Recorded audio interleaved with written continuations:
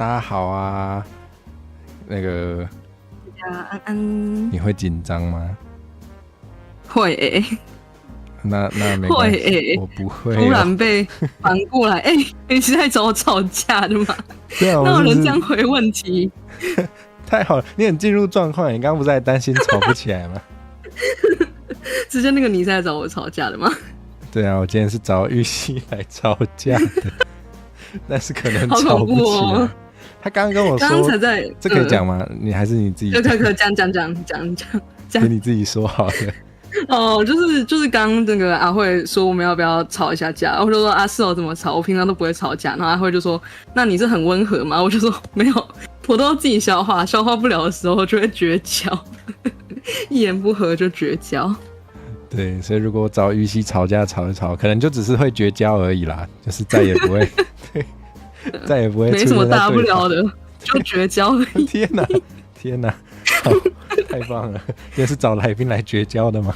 那还是跟大家打招呼好了。伊的绿茶晚安，阿杰安安，跟我贺宇晚安，还有 Klaus 蔡晚安，安你们好。大家安安，大家安安。你最近有咧学台语对吧？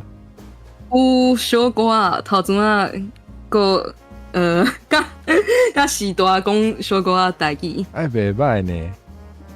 以前讲的时阵，因拢会讲听到我讲台语，迄啊就会变悬。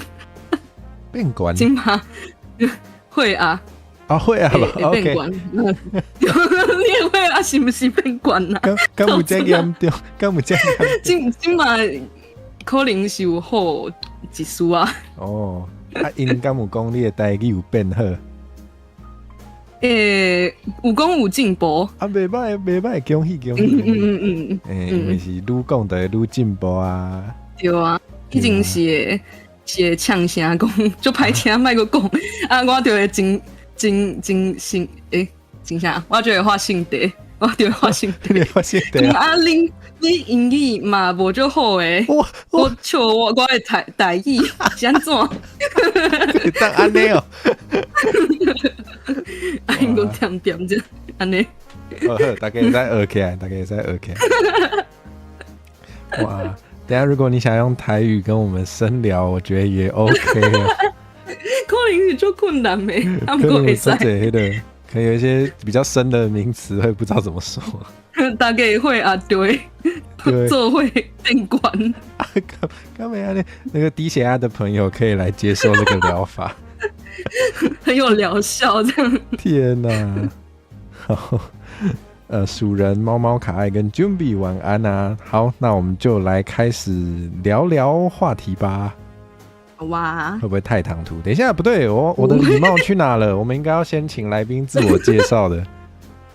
哦，好，对，从吵架开场，然后就忘记了。对，吵太开心，忘记要请你自我介绍。谢谢大家鼓励我，我是玉溪 Uki， 是一幅画，是 V Singer。为什么只用这么短的句子来自我介绍？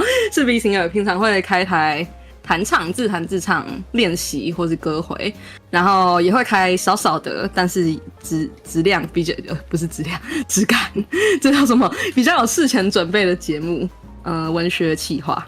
但其实平常开最多是工作台，所以如果平常也喜欢跟工作台的，可以一起来工作。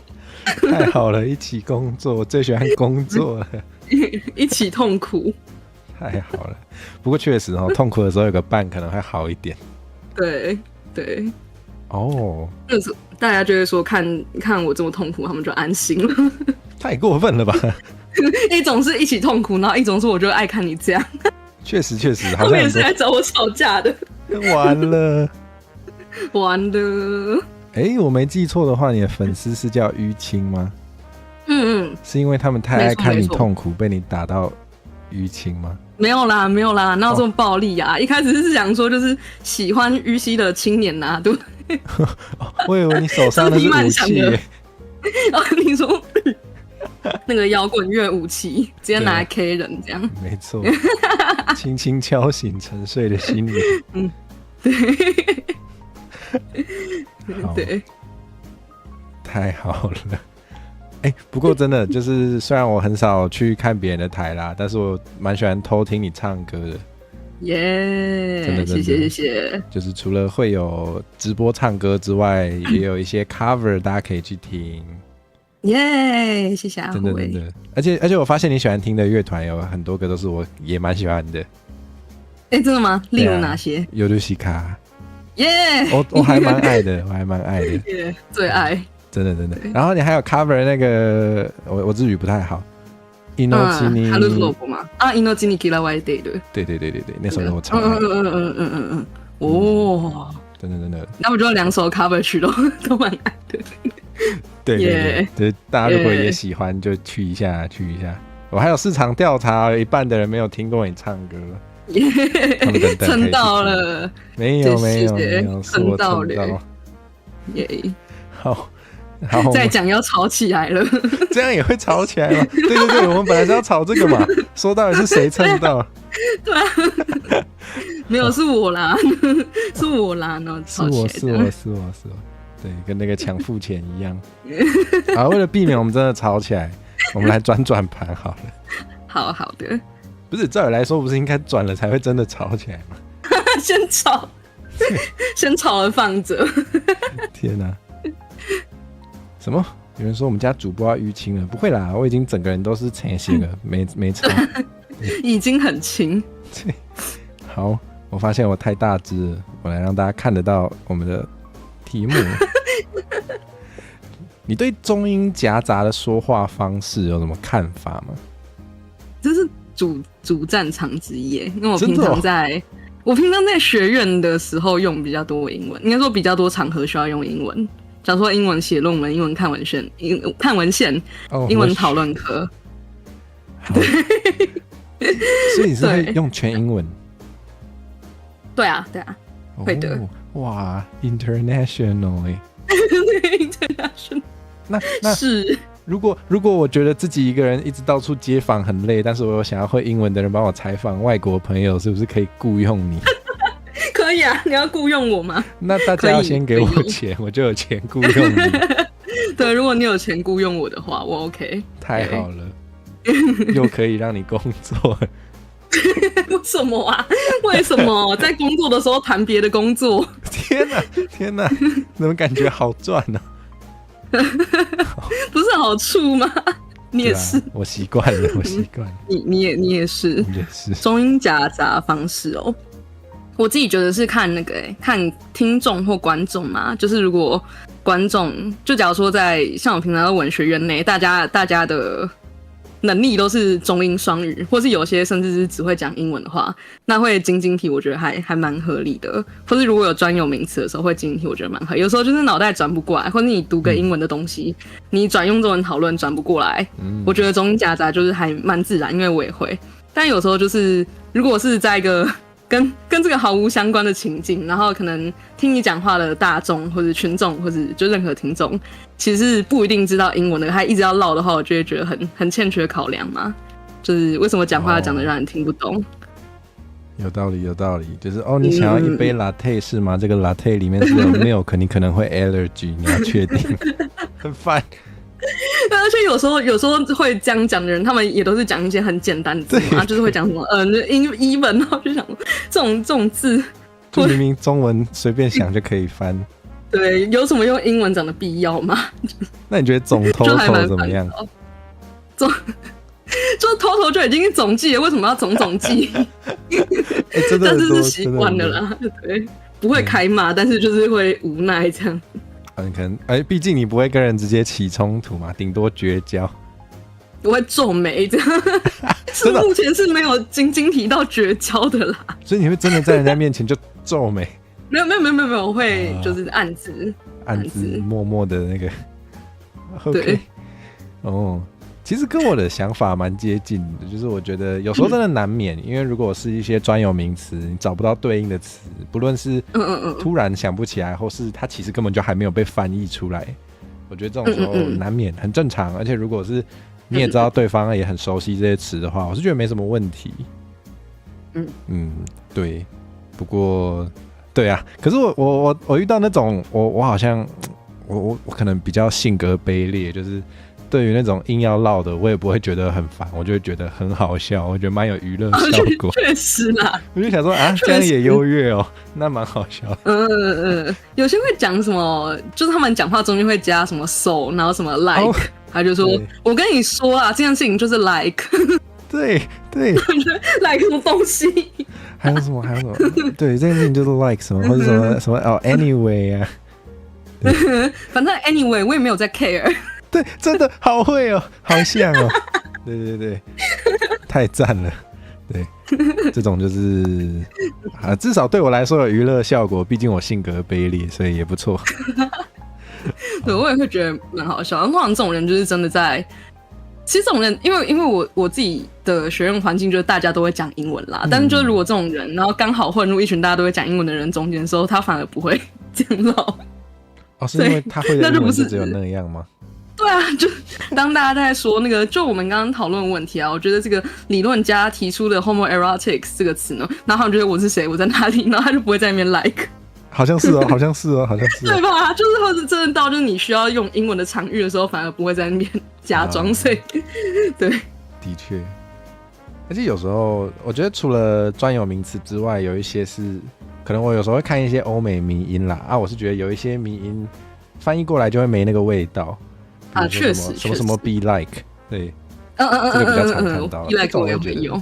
对呀，我觉得这种 be like 啊，好像。然后还有什么 POV 跟那个 I'm fine， 我最喜欢 I'm fine 了，就是那个狗，就是也是在火烧的房子里的狗。这我每天都这个感觉。对我就 I'm fine。那他还有喝咖啡，我觉得非常有共鸣，真的。If you 点 nobody say you a 告，这个算吗？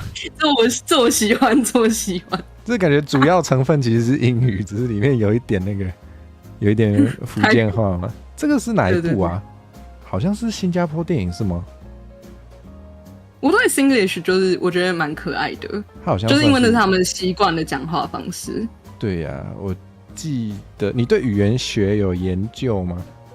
一点点吧，不能说有研究，有学过。真的哦，我也是学过那一点点而已。对，一点点。我没记错的话，有一个专有名词，好像是叫克里奥语嘛。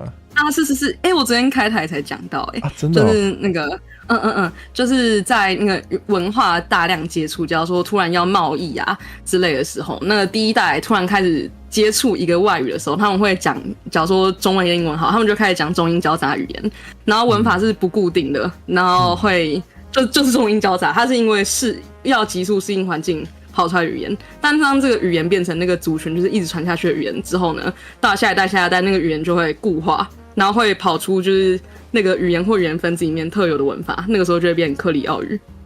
它还有一个前身，对我对那个名词不是很熟悉。对，是那个皮青语啊，对，感觉那个 Singlish 可能也是类似这样嘛，它应该对也是其实有约定俗成的文法吧？是有的。对，感觉到这个阶段，它已经是一个独立的语言了。对，就是它就是一个就是文化跟文化接触的历史后果，它在语言里面痕迹，所以它就不属于个人要炫耀自己其实没有很多的英文资本的这部分。它只是在讲一个叫做 Singlish 的语言而已，不要想那么多。对，就不是属于就是炫耀自己，就是 show off 自己的英文 proficiency。哇 ，show off 自己的 English。对。就不是这个样子，所以就会觉得是不一样的事情嘛。的确。好，我好像也没有什么要补充的了对于这个问题。哇，我刚刚那是英语文法，我的天，什么东西？没有，好啦，也可以说是中文的倒装句啦。对，就是对这个问题，我好像没有什么要补充的。好，那我们可以再往下转了。太好了，来，能不能来点辛辣的？我觉得刚刚的其实还好。还好吗？还好吧，刚刚那个还好吧？还好吗？这个比较辛辣吧？要出比较辛辣的吗？你最近有没有痛恨的人类行为啊？转盘！谢谢转盘。他真的很会做效果应该会越来越辣哦。最近嘛，我想想，或是恨很久，应该不能说是，应该说不能，就是恨很久的，应该是那个，从具体一点来讲的话，是不太喜欢在读文学或文化文本的时候，他们就一直要去挑什么作者或是角色的意识形态。就假如说，哦，这里面有个角色他家暴他老婆，那所以作者就厌女，类似这样子。然后就有种啊，你是会不会读书？就是你读清楚好不好？不要就是只要有一个这样子的行为，然后你就上升到说作者就是这样，所以我们要开始抵制他。就是我不太喜欢很粗暴的把一些其实很复杂的作品，然后划分成二元对立，或是很简单化贴标签，然后说哦，那我们要抵制他。那当然反过来也是，就是不喜欢游戏里面一有黑人或同性恋，然后就有人吵说，哎，这个就是第一代烂游戏这样。我就想说，你要不要先去玩游戏再来讲？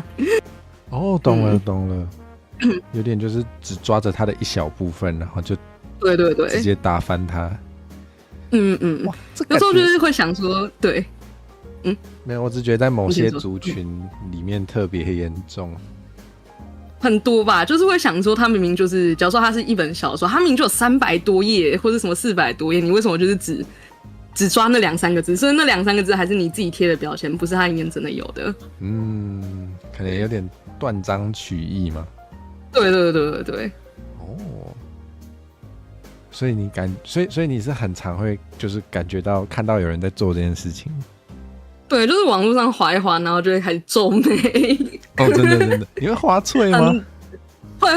会。前阵子有一件超气，就是前阵子不是那个张曼娟去新疆，然后大家在讲有点塌房嘛，然后就有人在说可不可以推荐台派作家，然后他们就是突然他们就开始转文，然后吵说白先勇算不算是台湾文学？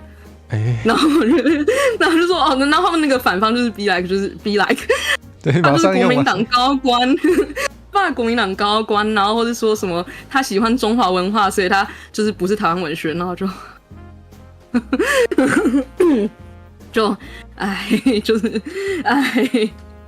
哦，没有，我只在想，感觉你滑脆，感觉你的血压会容易升高，很高。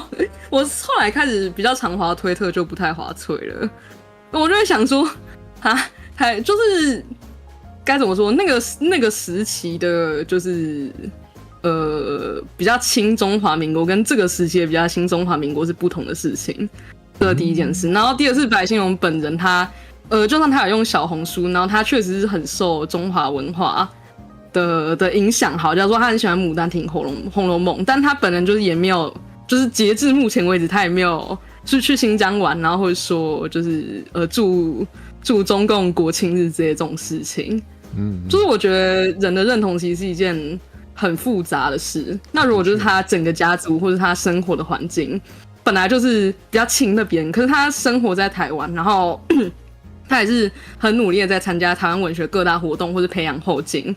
那我觉得你就不能就是随意的把它除名嘛，因为其实台湾文学也是用一个就是那种影响力的那种感觉，去分，而不是说就是这个作家自然是台湾人，他写的就是台湾文学啊，不是就不是，就是好像不是这样。毕竟台湾这个认同也是比较近期才出现，可是，在可能更久以前的我不知道，清领时期或什么作家，我们还是说那是台湾作家。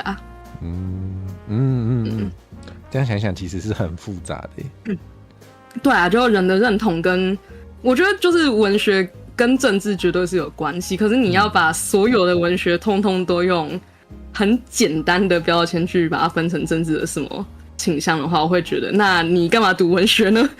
这样有时候会觉得很喜欢这样贴标签的人，基本上就是不太了解也不想了解的人，他只是想要赶快贴一贴，就好像假装什么懂。就是我觉得其实只要去上一个，就是或者去旁听一个什么台湾文学的通识课好了，你光看课纲你就知道他没有把白先勇列进去啊。那个时候我就看到很多台文系在转文，我觉得那些台文系转文其实蛮有趣的。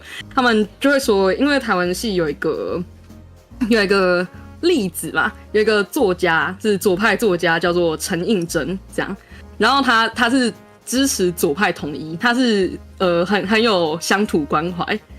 然后很反战，然后反美之类的，然后他最后就是因为他自己的支持左派统一的思想，他自己就搬到中国去住。哦，这个言行一致。对对，就是一个很酷的人，你知道吗？而且他还就是在那个，他就是公开说不要把它归类在台湾文学里面，然后大家就在开始说，其实是一个比较好讨论或者比较有趣讨论的话，就是当作者说我不想被归类于台湾文学里面，可他确实参与了70年代的乡土文学论战或什么左右派文学之争，那他确实批判了美国帝国在台湾冷战的作为，或者在亚洲参与的战争。那这样子，他有这些台湾的关怀，他能不能是台湾作家，或者他影响哪些后进，能不能是台湾作家，或是他的应该说他的作品能不能是台湾文学，会觉得这样比较有趣，很有趣。然后就会觉得白先勇就没什么好吵，就是如果去看有多少讲座，或是有多少人现在还在致敬白先勇，光影响力就可以是了吧？甚至有些人说张爱玲是台湾作家，就是为什么白先勇不能是呢？就是我觉得册里上那种抄法有点狭窄吧，有点狭隘。哇，我刚刚是在想，就是他虽然说他不想被归类在台湾文学家的范围，可能也由不得他啦。对啊，就是其实大家是在比较做一个影响力，或是读者那种接受严重嘛，所以就假如说他讲的东西确实是台湾的本土关怀，然后大家是日后还是持续受到他的影响，或持续在讨论他，那其实他确实可以算在台湾文学里面啊。就是我自己对于假如说文学文化这件事情，我会觉得海纳百川比较好，因为你一旦开始挑出什么身份的人才可以算是什么文学作家的话，就没完没了。那就假如说外省好了，如果说外省人不是台湾人，那外省几代才是台湾人，他们要几趴血呢？那你开始讲这件事就很没完没了。而且是你真的要给个定义吗？好像也不对吧？就是你真的要给个几趴吗？对啊，就很奇怪。的确，所以就会想说，在可能政治倡议啊，假如说公投或选举中，你一定得几选几，或是几选一，或者 yes no， 那就算了。可是我们既然在有这么丰富的文学文化环境里面，然后还要用这么简化的方式去理解它，真的很可惜。的确，而且毕竟人是很复杂的。对，他们都是人。对，真的。有趣。好深哦，好深哦。没有吵架，但是就是有嘴炮。我是觉得我是被上课了啊。没有，抱歉，我是说教话。没有，不是这样子。考阿慧。可以啊，还是下次换你开一个卡户的考我台湾文学。爱听，对，爱讲，爱考。可以，爱考，爱对咯。好烂啊！爱考，好烦。好，我发现最近蛮常被自己的冷笑话烦到的。但我刚刚也是一秒想到，所以好吧。太好了，那你台语很好我小时候会被这样讲吧，虽然不太会对话，但是这句话常听到，所以好可爱啊！我没有被这样讲过。真的假的？可能你不够爱考吗？好像是，我妈都说我小时候很不爱哭，所以我没有我没办法解锁这个差异错误。真爱考加第2天。哇！我刚刚是没有，我只是想到爱考加一样，但不对。不对，这个我是没有听过。应该是没有这回事，开始乱教。哇！我想想哦，我最近痛恨的人类行为哦。我大受冲击，所以我要想一下。我本来这么严重吗？没有啦，我本来有想到，但是我现在忘记了。可能我最近我最近比较一个 peace and love。完了，我开始疯狂中英夹杂，是怎样？一提就会你说到 hints 了。哇！救命！等下，最后我们这一集要上字幕，大家才听得到。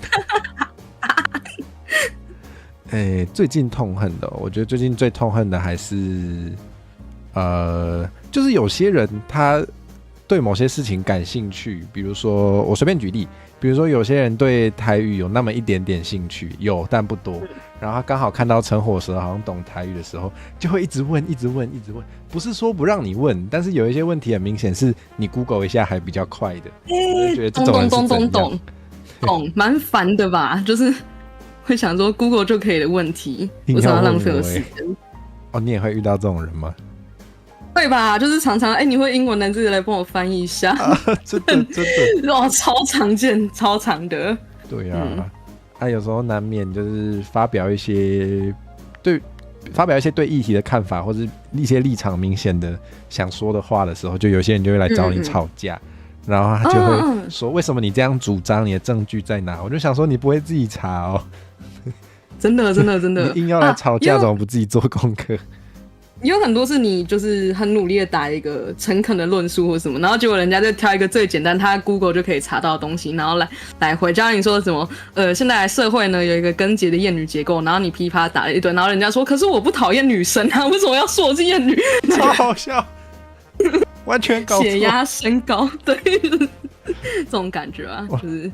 你要付我学费耶，这样。对，我也是都会这样想哎，就是想说你要我教育你哦，那你怎么不给我一点那个时薪也好啊？给钱啊。对，所以这种后来我就是直接不理他，我就想说你又没给我钱，我干嘛教育你啊？蛮伸手牌的吧，这种感觉。对呀，就是你甚至你不知道厌女是什么意思，你可以请 ChatGPT 解释给你听啊。对啊，干嘛这样？真的蛮好笑的。哇，我们有志一同的痛恨，太好了！感觉有滑车血压也会很高。对，我现在都不太爱滑，我发个文看一看留言就会关起来，倒吸一口气，我觉得算了，相信他们是假账号会让我好过一点。没看到，当没看到。哇，好尖锐的问题。你有使用过任何成瘾物质吗？对，我现在看 YT， 所以我想问你怎么那么快就知道转到哪里？成瘾物质最接近的应该是糖吧？我是救急蚂蚁人。糖好像能算哦。糖能算的话，应该是糖哦。对。我已经好几次去看医生，医生就说你要控制一下饮食哦，然后大概就是过了1年再去看医生，医生还说你要控制一下饮食哦，超心虚，不敢跟他讲，就是我上班前喝手摇，领完薪水喝手摇，收到学生气喝手摇，或者吃甜甜，真的不敢说。你还是少滑脆吧，滑一滑又要一杯，要哇，这个我可能也有一点呢，因为我有时候也蛮喜欢喝甜的饮料，但我觉得我不用讲啦，大家都知道我喝咖啡喝很凶。对，那你是什么时候染上糖的呢？我不知道，感觉从有记忆开始就蛮喜欢的，但确切讲，开始吃的比较过分，应该是可能5、6年前开始打工的时候，就是有自己赚钱。然后就会想吃什么买什么，因为在之前还在可能跟家里人拿零用钱的时候，就是会想说不要乱花钱嘛，然后在外面都点最便宜的，然后不买饮料或什么的。所以自己开始赚钱之后就开始买，然后一喝就一喝入魂这样。好，毕竟自己的钱花得很安心。对，而且还会恶性循环嘛，就是想说这么辛苦工作赚来的钱呢，工作这么委屈还不给我喝，那我就不工作了。但怎么可能？所以当然就是喝，然后又哭着去工作。这我。哇，我感觉我染上咖啡也是差不多，就是反正我曾经有一份工作非常的不优质，但那时候就是要花很长时间才能完成每天的工作量。所以那时候就开始狂喝咖啡，然后就戒不掉了。对，我就想说戒这个好痛苦哦，我已经很可怜了，我干嘛戒啊？对啊，就是想说戒掉好像更痛苦。对啊，所以就堕落了。然后下次去看医生的时候，医生才说：“阿慧，你那个咖啡因要少摄取一点的，你就请吃小这样。”我是没有被这样说过啦，但是医生有说我有点胖，叫我要控制饮食。你的医生也叫你控制饮食？他直接他就说你有点胖哦，他就看了一下我的那个报告，然后就说你有点胖，我就好重伤。对，但他是专业的，我也不能怎么样。他说的对，确实。我说你说的对，但我没有操作，对，但我做不到。对，好像应该也就这样了，其他我好像没什么用过我看那个留言泡菜说小说，我觉得他说的对，就对我来讲买书还蛮成瘾的，不太会或是知识焦虑算是一种成瘾物质吗？有时候就会想说，我需要读这本书，然后就去买。其实最后也没有读。我现在可能书房里面买了还没读的书，占了所有书的6-7成吧。我应该有几百本书。对，然后每次就是原本就也知道买了书还没读完，但就会想说这本书我需要，然后就会去买，然后对。哇，对，他后来就变成一个习惯了，不买会觉得好像自己变笨一样。其实买了没有看，也没有变聪明，但是所以会知识焦虑，对，算是有点松鼠症吗？但是松鼠症是什么意思？完蛋了，从来没有一个人知道什么是松鼠症。我去查一下。我甚至不知道有没有这个词反正就是会想囤东西不一定有用。好像有囤积症吗？对，也是有叫囤积症。有，原来学到了。我就是囤书，我好像都囤免费的东西，比如说看网页看一看，然后就这好像很有趣，就先书签起来，但根本不会看。我也是，就是不书签就觉得怪怪的但是其实按了书签也不会去看。对，久了之后甚至不会整理。可是我们是真心诚意的，在按下去的时候，觉得自己还会再看。对，买下去的时候都觉得就在明天我就会翻开来，然后明天也不会，明天就说就是明天我还是会说明天我会翻开来，结果明天也还是没有。对，你就会发现明天还有明天。对。太好了。这感觉可能某些人也有的，应该算普遍的。因为毕竟我们都热爱学习。热爱消费主义，对不起。但是我觉得买书还不错啦。我觉得比起还不错啦，吃到饱买书应该算是还不错。对。好，你觉得怎么样的人算是好人？好人我其实当初看到这个问题，然后我就觉得这个问题很有趣，然后我就仔细想了一下。对我来讲，我觉得是可以回头审思自己的 prejudice。 完蛋了。中文是什么？优势 prejudice 偏见。好像是是应该说两种都有嘛，就是自己因为在社会上某个位置，所以视野会绝对会有所偏见，就是每个人的位置不一样，然后可以被点出来的时候，或是平常生活的时候，可以回头反思自己有的偏见，或是自己有的优势吗？算是某种。可能因为你的出生背景会让你形成一个先入为主的那个成见吗？固定的看法？对，可能是。哇，我觉得这个蛮难的，但是真的是能做到的时候要做一下。对，就是会不断去反思。就假如说我是汉人好了。然后就假如说我平常在讲说什么我很穷还是什么什么的，但是我会知道，如果在看到一些可能原住民贫穷之类的新闻的时候，就是不要跑去底下贴脸开大说我也很穷，这跟汉人原住民有什么关系？就是不要这么做，因为它背后有一些结构的原因嘛。那当就是意识到这件事情的时候，我觉得就是在往好人的路上更进一步。我蛮喜欢这个算定义吗？我蛮喜欢这个概念的耶。谢谢。有成长性真的是也是对我来说，我觉得很重要，就是包含我觉得哪些人可以成为朋友，就是我也比较想跟好人当朋友，但的确就是有一些人真的是缺乏那个成长性。对啊，好像不是每个人都擅长找自己的问题。对啊，其实有时候是有些人会自己找，然后有些人是可能遇到一些事情，可能一些人生的境遇之类会改变，然后有一些是可能被点出来。那就算是你很钝被点出来，如果愿意改的话，我也会觉得就是好人。对。但是就是如果不愿意改，或者不愿意留一点点改变的可能性，就只是会反过来吵的话，我就会觉得就那你这个人就这样了。我也的确常常有这种感觉，就是我觉得每个人都一定会有一些可以改进的地方。对。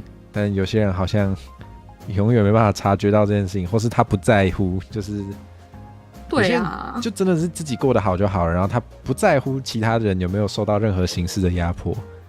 真的，对。还有就是很多人很喜欢讲说，就是蛮喜欢无视一些脉络或结构上的事情，就是单论一个人努不努力来断定他成不成功嘛。所以假如说糟糕一点的话啊，我的学院没有这么夸张，但是如果极端一点的话，可能会有这个言论是说，可能英文不够好，那就代表你没有够努力在学英文。那他的那个就是有成功学好英文的那个他们认为那个更努力的对象呢，其实他们可能有绿卡，然后或者说就是有高等真的是很精英教育的背景。那就是这点这样那么大的差距，真的是我不努力可以概括的嘛？就是那就还我觉得就是很忽略现实，所以我觉得要把结构的现实考量进去，然后特别是自己站在结构的优势或是拿了红利的时候，就更需要内心，没有的话就很容易伤害别人。我第一个想法居然是少滑脆，因为我觉得脆上一堆耶，就是脆上真的很多，很多人不会去思考这么大的问题，然后他比如说有些人的社会经济地位就比较低。然后就只能做一些也很难，可能也很难阶级流动的工作，可能就是一些比较收入不高的工作。但是很多人就直接把这个问题全部就归咎于他不够努力，但有时候就不是啊，就搞不好他家很穷，然后他有那个生病的双亲，他没选择，他甚至没办法选择读书，他只能先去打工，尽可能还钱。那他很努力啊，对啊，真的，对，真的。然后有人说到厌蠢症快发作，我确实很多时候会对。偷问一下，你会有厌蠢症吗？我吗？就是我会皱眉，然后到我忍受极限的时候就绝交。但如果是脆的话，我就会直接关掉这样，或是如果我心情比较差，或者心情比较就是在一个心情极端状态，我可能会截图给同温层一起嘴。这我，对，躲起来偷骂，对，没有，这个叫那个啦，案例讨论啦，没有偷骂，学术研究，对。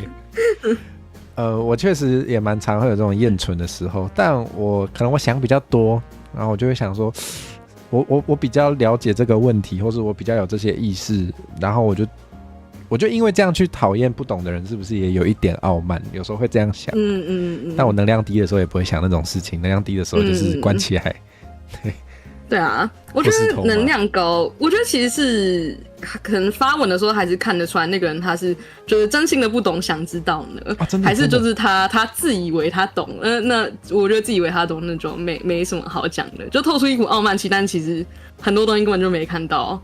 这种就是如果你还要花时间跟他吵的话，其实就是白费心力，而且多费心力。就他可能也没有想要听你讲，他没有想要改变，对啊，他只会反驳你，有时候是这样，对，是的。我觉得可能还是分得出来吧，就是真心想知道只是不懂，跟就是来吵架的人。对，我觉得大家如果多在网络上多碰到一些之后，就会分得出来了，然后就知道哪些人不值得你花时间。你现在就是把网络言论都当成平常在读的东西文本分析这样。好像不错直接转换这个心态吗？文本分析习惯之后，看个新闻啊，还是什么网络文章或者什么脆文之类的，就会开始讲说啊，他这个态度，然后可能你还要再爬一下前面几篇文，可以证明他应该是就是因为在这个社会结构内化厌女，然后但他是想改变的，只是他那个用语还是很这样。然后如果是这样子的情况下，然后精气神又够的话，说不定就会想说发一篇文讲一下。或是留言讲一下。哇，你是真的在暗地分析，然后真的在解决问题，真的在分析。但其实我很少精气神够到去开导，或是去分享知识给网络上不认识的人。我也觉得，你真的太累了，而且就我觉得要沟通的话，可能还是面对面更有效一点。哦。我觉得这种事情有时候真的是要在一个你的那个精气神状态整个好到要满出来的时候，才会想做这件事。真的，你就想到来做一下慈善吧。对，不然平常就会想说啊，你又没付学费，关我屁事。对啊，对，真的，你要耍笨自己去笨，没有想帮你。对，我觉得主要是因为累积这些知识或是省思，也是很靠我自己的时间跟以前惨痛的经历，是我自己领悟出来。那就如果我免费教别人，然后还可能会被反过来咬一口的话，那我觉得真的是在网络上失望的经历太多，所以就不会想要主动做这件事。对，真的。就可能大部分的经验都会是比较负面的，所以就会觉得算了，算了。对，但还是蛮敬佩，就是有一些人就真的是还是一直愿意去讲，就是即便他也会一直被反驳，但他还是一直愿意去，就算是抵仗嘛，是佛菩萨吧？对，真的，我是觉得很强，因为那真的很耗精神跟情绪。对，那其实就一种权势劳动。那如果平常的那个劳动量已经满了，就不会想要做这件事，尤其他又很难真的换成酬劳，他就是单纯的劳动，没有酬劳那种，成功率太低，所以也没什么成就感。对啊，就很累。对，给天没。对，讲完就是给供我好。哇，我想想哦，我觉得怎样的人算好人嘞？我自己是觉得，我觉得。我尽量不要被你的答案影响好了。我想一下，我觉得要有自己的一套正义，然后要去身体力行。就是有一些人，我觉得有些人这样讲可能有点抽象，但什么叫正义呢？我觉得至少就是你心中会有一个标准，你认为应该怎么做才是对的事。但有些人心中是毫无标准的，懂？就是感觉得出来。核心价值嘛，那种感觉。对，没错，就是核心价值。对啊，就像比如说，我觉得，尤其是最近有一些讨论，可以感觉得出来，有一些人同样的问题，如果发生在我讲直接一点，不同的党派做一样的事情，有些人会产生不一样的情绪反应。我觉得这是一个蛮没有一套就没有标准，心中没有正义的一个体现。对。他没有一个真正的核心价值，比较像是我觉得网络上真的很多人就是会为了反对而反对，我觉得这种人在我眼中就不算是好人。对。但我觉得跟你说的也是有点关联，因为我觉得如果你心中是没有任何标准的人，你可能也很难去自省或是自我提升啦。对，确实。对，我觉得核心价值是你很难全包嘛，就一个人他很难。又在乎人权，又在乎环保，然后又在乎什么经济发展，就是很难这样全包。那我觉得其实就是找到自己真的很在乎的事情，然后去看多方不同的意见。对，然后尽可能找到就是一个你可以在日常中实践，然后或者拿去分析事情的方法，这样就有办法培养。我自己是我觉得是有自夸自己是好人。我觉得也合理啊，就是我认为什么样的人是好人，我应该自己也会试着符合我认为那些标准。对，应该不会故意想当坏人啦。是，或是我就故意决定很好，我从今以后我要没有核心思想，那个玉溪讲什么我就一律反驳。真的是来吵架。应该是说今天那个还没吵起来，节目效果还没做，赶快吵一下。有地方吵就赶快吵。我觉得不是像这样吗？先反驳。成功！我刚还想说，我刚想说，我就顺着你的话讲，然后结果你还反驳，然后当然你现在正在演示反驳啊，我觉得其实蛮简单的，就是有一些人就是他反驳是不用思考的，他先反驳再说。总之先说一句，我觉得不是这样。对，剩下的其实不重要。哇，我突然可以体会这件事情，其实真的蛮轻松的。可是我确实常常觉得，有一些人很明显就是一直在重复的做着一些不用动脑的事情。然后就他也不会想要去动脑提升自己，因为我觉得如果你想要提升整个社会，或是你想要帮助其他人，也不用到帮助，你想要对其他人好的话，对于自己的省思跟愿意动脑都是很重要的事情。而且你就是摆烂真的，对啊，就觉得很受不了那我觉得如果你对某些议题不关心也没关系，那你至少不要评论嘛。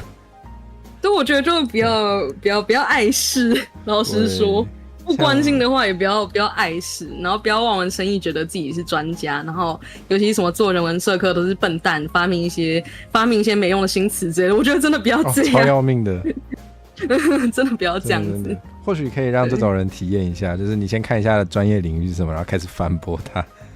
没有那个微积分啊，就是不就算一算，几秒就能出来了吧？或者那个什么 debug， 不就你把键盘敲一敲，然后这有什么难的？对啊，我随便按一按也会。哦，对啊，还有什么虚数？发明虚数干嘛？看不到摸不到，虚数是来骗学费的我发现我们想要成为坏人都是可以，就是可以暂时成为坏人，其实还蛮简单的。太好了，我们是有选择的，我们是有选择的。对，真的对人文社科都乱创名，真的超常听到的，超常听到。就是自己不了解就硬要先，真的，我觉得也算是逃避自己的问题吧。就是他好像，他如果这样相信的话，他就可以认为自己什么都懂了，不懂的都是人家乱创。不是啊，我应该很常也听到这个什么不要创造一些奇怪的台语字，好，我就想说好，你也没有要用，用也不是你在用，意见一堆哦。对啊。真的，对，如果你对人文社科一些那个比较你不懂的名词，你觉得不想了解的话，那你就不要了解就好了。我觉得就是默默的划过，你就交给专业的，这是一个美德，会有人需要的。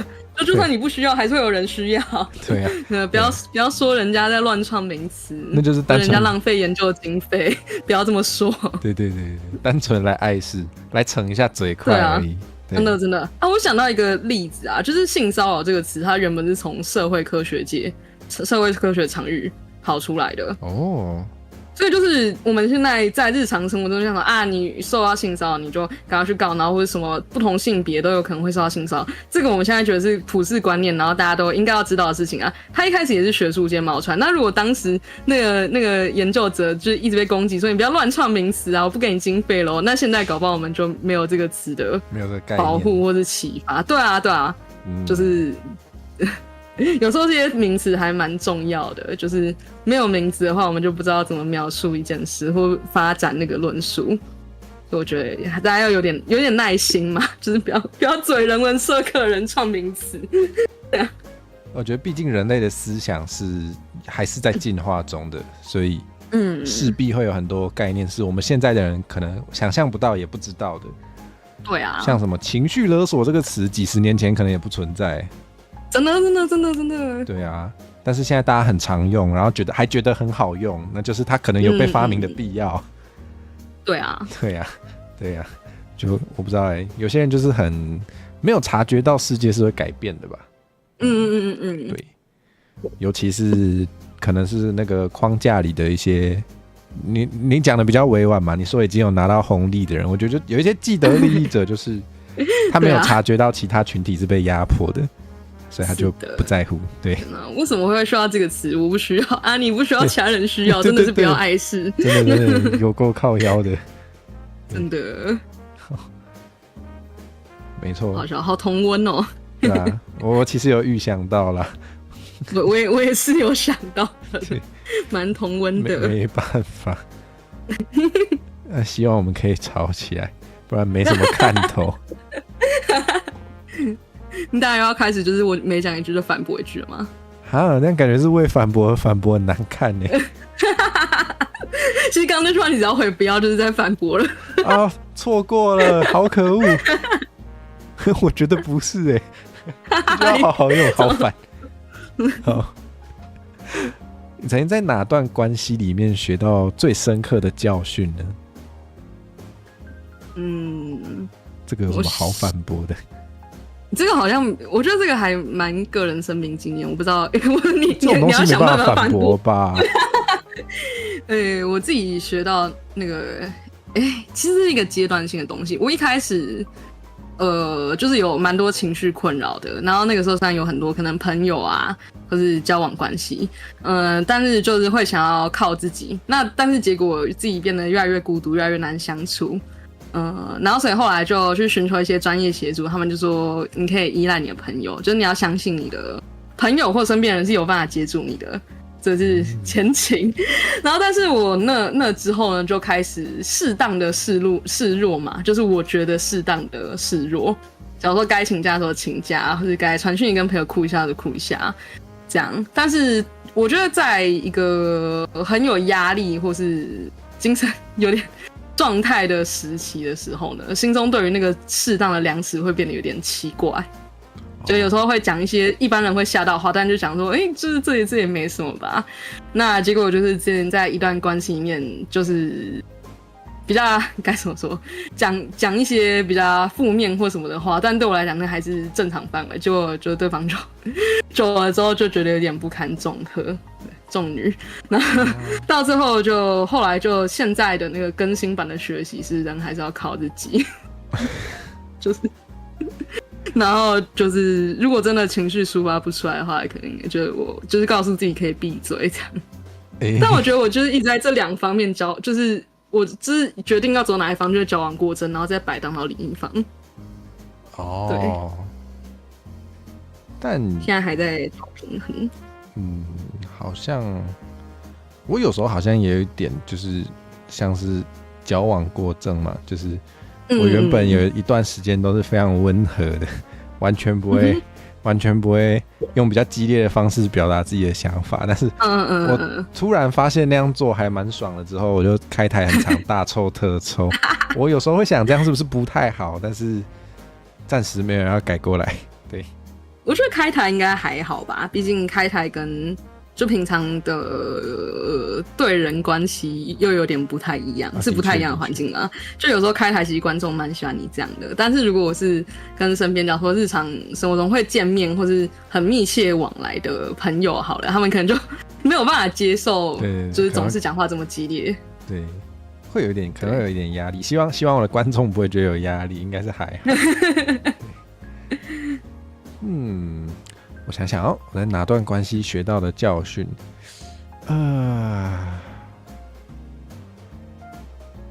我觉得这样讲好像会变成不止一段但是我觉得我刚也对，没关系，我们很 free， 题目是参考用。对，其实我在比较小的时候，我以前都是蛮没有在怕自我揭露的。对，就是会把很多很内心的，或是大家不一定会跟一般朋友讲的事情，都会拿出来分享。很多时候都会觉得自己有点分享太多，那确实也可能因为这样子，有时候会吓到人，或是让人家觉得有压力。对，所以确实有学到，然后有时候也会觉得好像要多保护自己。对，有时候分享的太多，人家还会误会你的意思，就是他可能会觉得你分享这么多，你是不是对他有某种想法？我有因为这样被误会过。对，然后我觉得那个结果不是很好啦，就是他误会我可能想要跟他发展某种关系，但我完全没有这个意思。但我觉得尴尬。我觉得这真的很尴尬，因为感觉啦，就是个人感觉嘛，就是现在社会蛮鼓励或蛮想要大家只把那些很内心你不能跟别人讲的话，就是只跟特定一个伴侣讲。就是那如果是别种关系，就是可能是朋友呢，或者什么样的关系，就是为什么就不能，就是为什么就只有伴侣关系可以讲很内心的话呢？这件事情其实我一直在质疑，然后特别是尤其那种伴侣关系还很具体吗？就是可能要是一个伴侣关系，对啊，然后可能最好是异性恋或同性恋，就是同性恋甚至是后来才加上来的。对，然后那可能最好不要有精神疾病之类的，就是限制。我就觉得，对啊，就是我就觉得，就是我觉得要在每段不同关系里面都处得好的话，还是要认真去观察每段关系或是跟每个不同的人要有怎么样的互动嘛，而不是说友情就是用这个方法，然后你对100个朋友都用一样的方法，我觉得这样是不好。然后就同理，我也觉得好像不是说有一些内心话就是不能对朋友讲，只能对伴侣讲，而是说看你的伴侣是怎样的人，你的朋友们又是怎样的人，然后就是借此应对。但我还蛮懂那个分享太多，因为我后来学会闭嘴也是因为分享太多。对，你刚刚讲到那部分，我也是觉得让我想到这件事情，因为我有我觉得有点类似的经历。哇，我好喜欢你刚刚讲的、我觉得我想要，就是因为你刚刚讲的，让我有一些想法，我来延伸一下，就是你刚刚有讲到，可能比如说100个朋友，可能不一定是用同一种方式去对待他。我觉得有道理，有道理，因为我自己也是一直有点难抓到，就是该分享多少这件事情。但的确，我现在最新的想法是，就是没有啦，就是大家都蛮爱贴标签的，但是我觉得这是一个很自然的习惯，因为我们大脑本来就是会习惯去贴标签，对。但偶尔就是可以突然想到的时候，可以试着把标签拿掉。就是我觉得好像，其实每一段关系都是独特的，就是你跟 A 朋友跟你对 B 朋友，那也是不同的关系，所以你们可以做的事情，或者你们可以谈的东西，就也会不一样。对，我觉得蛮有趣的。所以可能我现在的想法比较接近是，真的是要去观察你对每一个人能讲到多少，或是你们怎样相处是自在的。对，或是对方可能可以承受多少，而不是说就是只有伴侣才可以承受100%，然后朋友不行。就是我觉得还是要看那个对方是什么样的人。没错，而且我觉得难免就是真的很难有一个人100%了解你，就是真的火嫂也没有了解100%的我。对，这个是事实，就也没有什么好那个的，所以有一些事情我就是会跟朋友讲，不会跟他讲。我觉得这是自然的啦，这是自然的。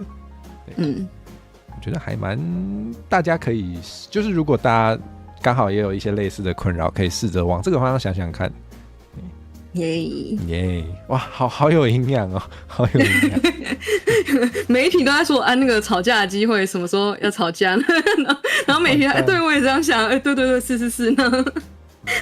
可能我们是同温层吧。同温层。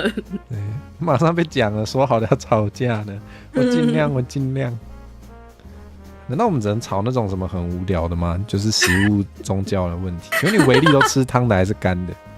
哈？维力干的。没什么好吵的，我想想。甚至这个也吵不起来吗？连这个都吵不起来吗？怎么可能？请问你觉得酱油膏要是甜的，还是只能是咸的？我比较喜欢有一点甜的，其实我会把2种混在一起。但也没什么好吵的。难道我要说什么？我觉得不是我知道那个你讨厌吃秋葵吗？你喜欢吃秋葵吗？我不太喜欢那种咻咻的食物。我也不喜欢，好吧，那真的吵不起来。你有吃过山药吗？我有吃山药汤可以，然后如果是生的话要看状况，就如果撒一些梅粉或清爽一点的口味，我可能可以。但是我是很讨厌秋葵，我一跟人家食物战争吵起来，就是如果有人跟我说他超爱秋葵，然后跟我说我应该要多吃一点，我觉得说这东西你吃得下去哦，这样的激烈。他可以吃他的，不要叫你多吃一点不就好了？对，但是他说那个秋葵很营养的东西多的是，干嘛一定要吃秋葵？对啊。什么多吃菜，蔬菜铁质很多，我可以吃铁粉。没有啦，不行啦，没有啦。对，好好笑，真的找不到地方吵。我连这个都吵不起来，太可怜了。好啦，也没有硬要吵架啦。想做效果想疯了的人，没错，毕竟要哗众取宠才有流量。天哪！哇，感觉这个就该问你，最近最触动你的歌是什么呢？最近吗？或是触动很久的也可以。触动很久的是那个尤露西卡的《花人菊》。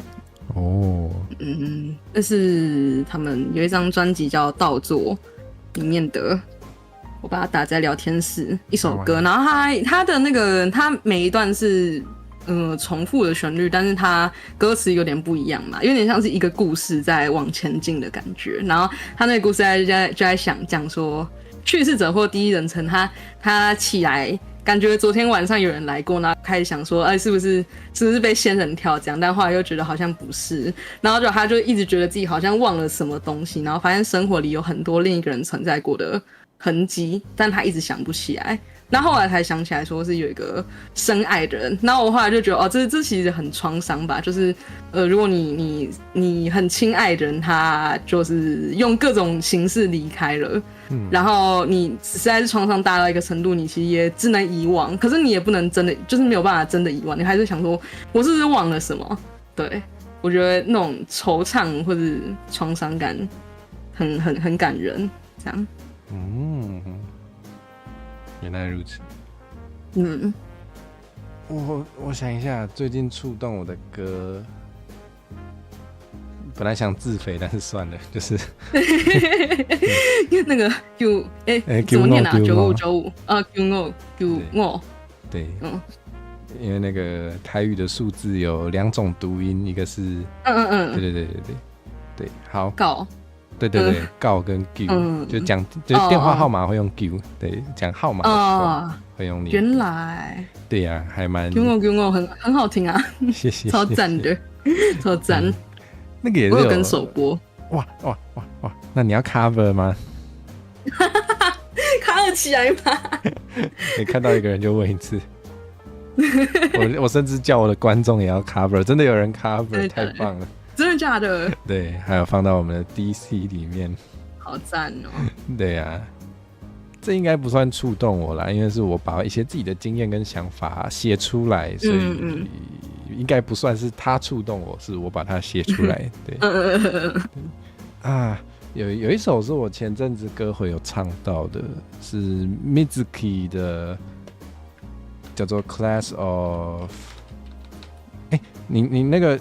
英文讲一讲要念数字，会不会数字用中文念啊？这首叫 Class of， 我会，我也会，对，就没办法。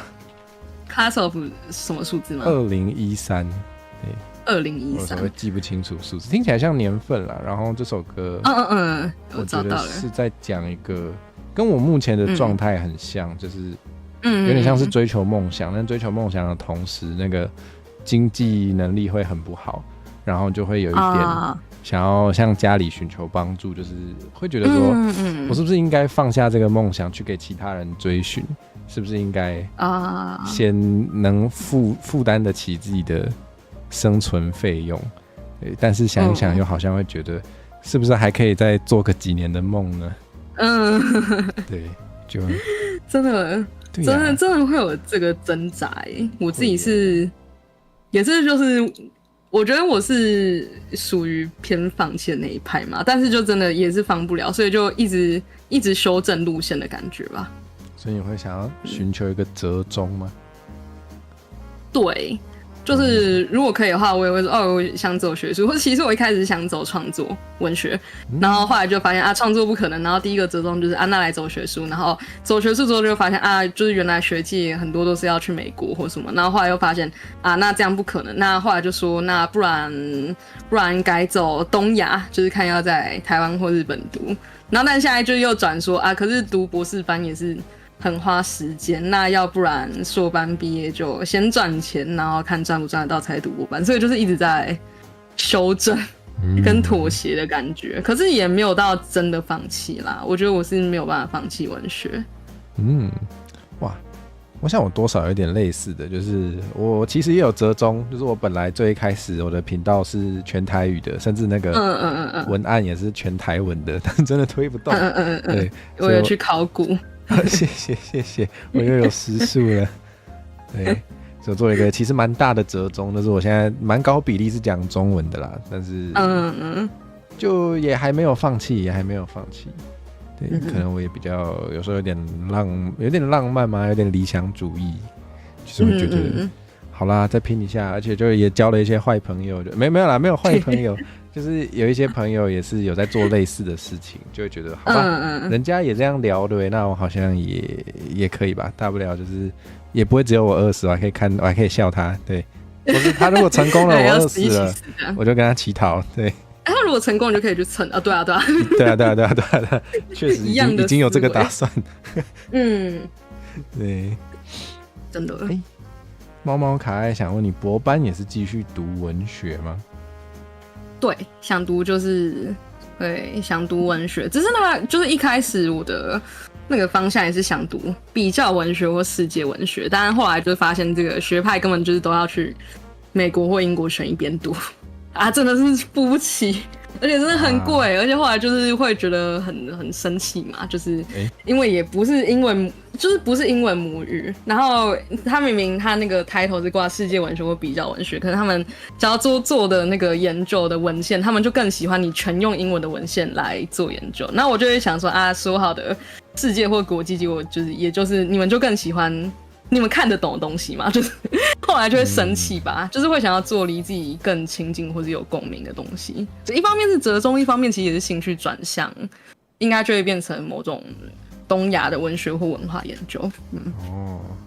一部分也是某种程度的不妥协吗？就是我觉得是我觉得是，因为我以前也是有美国梦的，然后后来就开始觉得很独揽了，就凭什么？就凭什么？然后就是我英文已经修到很高级的英文，然后我还要觉得自己英文不够好，那个感觉真的是无够独揽。而且那又不是你的母语，你没欠他。对，真的，就是会这样想嘛。然后他可能有些人就想啊，所以一样是亚裔，然后他英文就很好，你就想说啊，那可是他的中文也没有比我好。对啊，他如果就是我觉得双语能力，为什么一定要放弃不是英文的那个语言呢？我就是不想啊。还蛮霸权的啦，其实。对啊，我觉得学术界就是还蛮需要英文中心这件事情，但是我还是想要做出某种不妥协。我也想读全台文的论文啊。全台文的论文哦。我最近去逛书店的时候有看到有出那个不是论文啦，但是有台语的小说集跟散文集，你有看过吗？吕美清主编的。我知道他很有名，好像九歌还哪里出的？对，我还没有看过，之前有翻来看一下。吕美清老师好像也蛮活跃的，好像也在做蛮多创作，大家可以关注一下。就常常会觉得当然也不是要比较，但是就常常会觉得本土语言的那个没有主体性的这件事情，就是往往是更严重的。就简单来说，你可能可以看到有很多书，它其实主要是用中文在解释台语，那它可能解释台语会用到台文，但它的主体其实是中文，很多时候会有这个状况，有点难找到。当然有啦，像刚刚提到的台文的散文跟台文的可能小说集，它主体是台文，但是就觉得数量上还是以中文是主体的书还是多很多，对。是，就是如果是在台湾做研究的语言还是英文跟中文，那其实台湾有很多本土语言，那这些语言就是先不要说做学术了，连就是把它文字化都有一大堆人意见很多，所以我觉得还有很多可以进步的地方，还蛮难的。说不定还会有一些觉得是不要乱贴标签，但说不定有一些人进到书店就会想说干嘛放这个我看不懂的字，我就想说你搞不好也看不懂德文，但你对德文书好像不会有这么多意见哦。对，真的。对啊，就觉得有待进步啦，觉得还有一段路要走。真的，确实。好，这个同温层，对，可能也会有一些相似的困扰，对。真的。对啊。哇，来了，我们可以来点。什么辛辣的话题吗？好像也还好但是我觉得就不会有那么一开始就觉得我们想法接近了。你觉得一男一女约会应该由谁买单呢？说真的，我要开吵了，我觉得这个问题超无聊的。太好了真的我是真心觉得很无聊，就是如同我前面说的，我觉得就是如果你把世界只分成是男人或女人，那真的很无聊。的确就是首先约会为什么是一男一女？约会就是一个人跟另一个不一样的人，然后每个人的状况都不一样啊。所以我觉得这个很概括的问题真的就很无聊。有人问一定要限定一男一女吗？的确对啊，就是为什么是一男一女约会？就这个情境可能对某些人来讲很有用，或是某些人会觉得是多数的情境但是对我来讲不适用，我就是完全毫不关心这个情境。然后再来我是觉得当然就是怎么开心怎么买单，我不太确定为什么大家会这么热衷的讨论这个问题。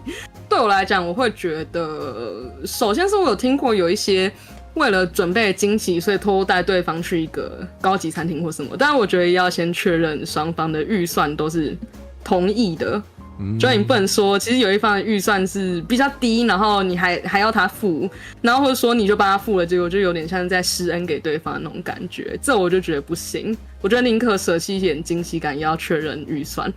然后另一方面就是也有听过有一些是。男方或是主要约的那一方会抢着付，然后就跟对方说下次约你再请回来。我觉得这个方法我也觉得不妥，就是你有怎么确定人家不是就是今天跟你说啊好好好，然后聊得很开心，就回家觉得累得要命，下次还是不要再往来了。那就是如果是这样的话，就是有点像是这样就绑定下次了嘛。但是其实。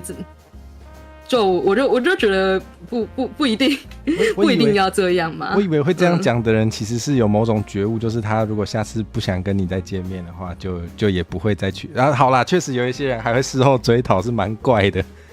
对，就是有些人会事后追讨，然后如果是我遇到这个状况，我还是会觉得很有负担欸，就是可能我就会想说，就算他心里或者他不缺这个钱，或者说就算他心里已经有觉悟，我不会约下次，所以我不会再付出了，但我还是会有一种我欠他那种感觉，我觉得那种亏欠感还蛮糟的。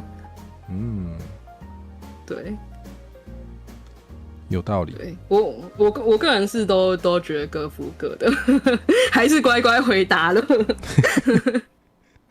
我之前也有看过一些讨论，是说就是假如说什么女生出门要化妆还是要打扮的成本比男生高，这个我是不反对，因为就是女生在社会上受到的外貌规制比男生多很多。对，但是我心中对于这件事的想法说，就是如果你们是在1对1约会的这个情境嘛，你大可素颜去见面。就是如果你真的觉得这个人不值得的话，你可以素颜去见面啊，或你想说这个人他也不会盛装打扮来迎接你，你不想要画得漂漂亮亮，然后配一个很邋遢的人的话，那你也可以很邋遢。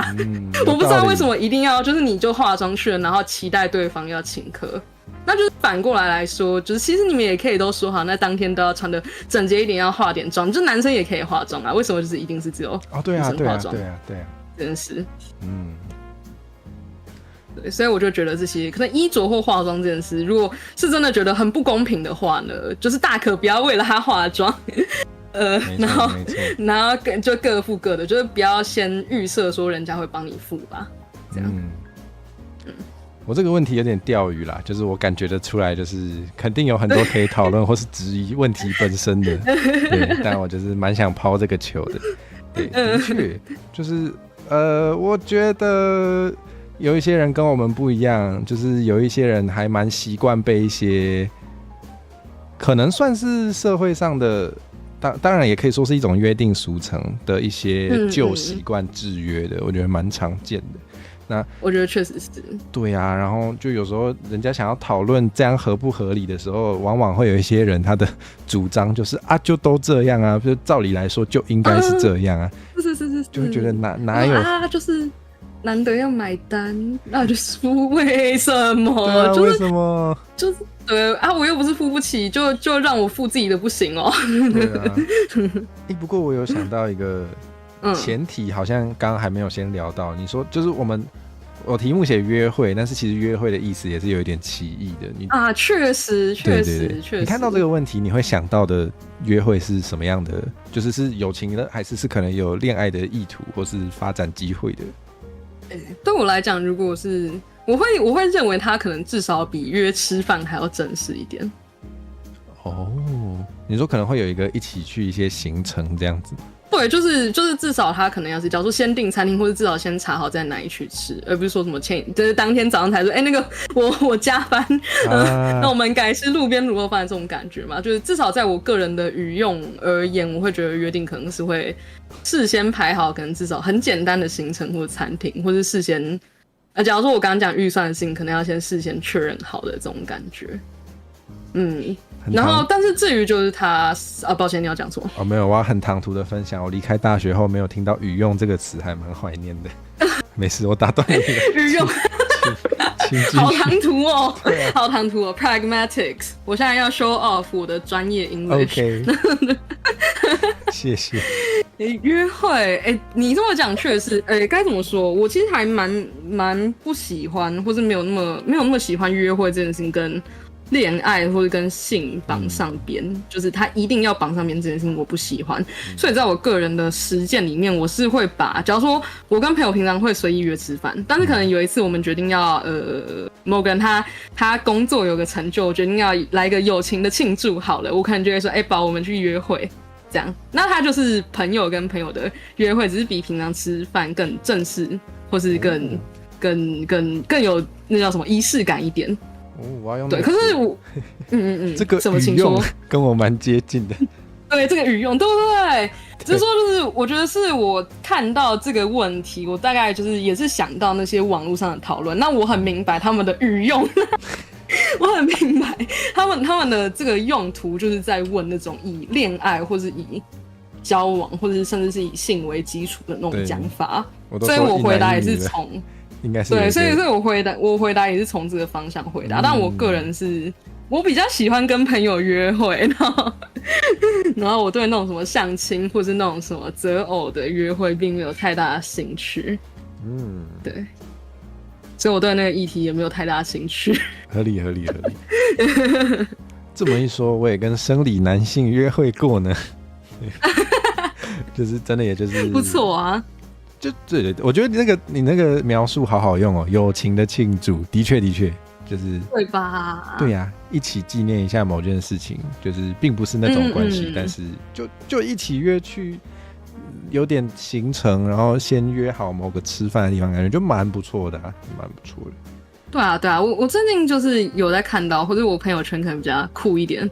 酷儿的酷，我朋友圈有些人他们会庆祝友情纪念日，或者来个什么友情几周年一起出去过夜旅行这种，哇，好可爱、就是不论男女，然后也不论就是1对1关系的人，所以我就觉得超赞的，就是我也会想这样我也会说，就是如果好朋友要去国外，我会想要送他一个友情戒指或项链。那种感觉就是不想被定义说啊，那这样子你们就是女同性恋，不想，但是也不想说啊。这是友情戒指，它就比爱情还要低等，也不想。就是对我来讲，这是一件很重要且独特的事情。我觉得你刚刚讲到低等，让我觉得就是有时候友情跟爱情也不一定要，好像不会就不一定要先入为主的决定哪一个其实是比较高等或比较高级的关系。真的，的确，就是因为在新闻或什么很常看到那个叙述是说，假如说从10年长跑有朋友升格为恋人，然后或是由恋人升格为夫妻，然后由夫妻升格为父母，那我就想为什么？就是难道？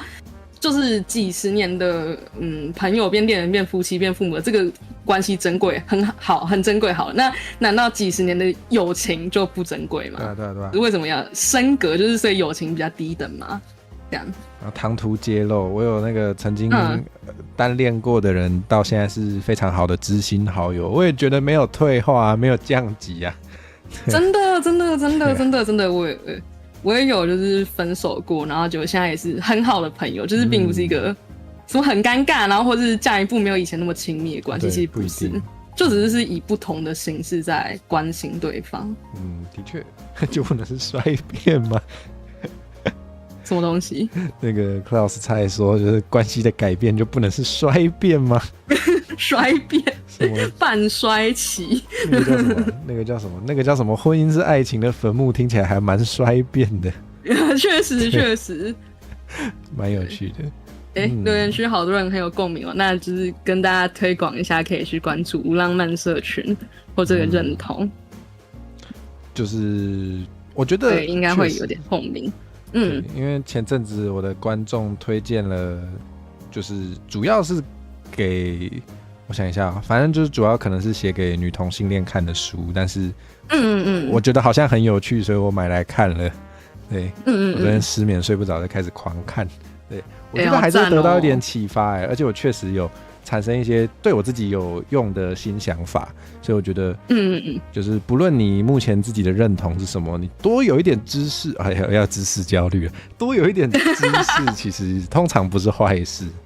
对，我觉得是因为有时候你没有那个名字或是那个语言嘛，你就会不知道自己这样是不是很奇怪。因为我在接触一些假如说可能就是什么酷儿啊，那种无性恋、无浪漫、泛性恋什么东西，就是我在没有接触这些语言之前，我就会想说，难道我是一个很奇怪的人吗？就是难道我会对友情产生嫉妒？是我把它当恋人看吗？还是我是一个很小心的人，就是很小心眼的人？后来就想说，其实不是，就是友情并不是一个比较低等的语言，那你也可以从友情当中感到嫉妒，就是这不是很奇怪的事。可是我是在接触一些学说或者一些质性研究，才就是就是大家就是这件事情是可以被 justify 的，是说得过去的，就是我不是一个需要被矫正的人。学术是可以应用到生活的。对，其实我从学术里面得到还蛮多事情。对，反正就是跟大家分享一下。真的，像我也是近几年也是学了很多新东西，像什么呢？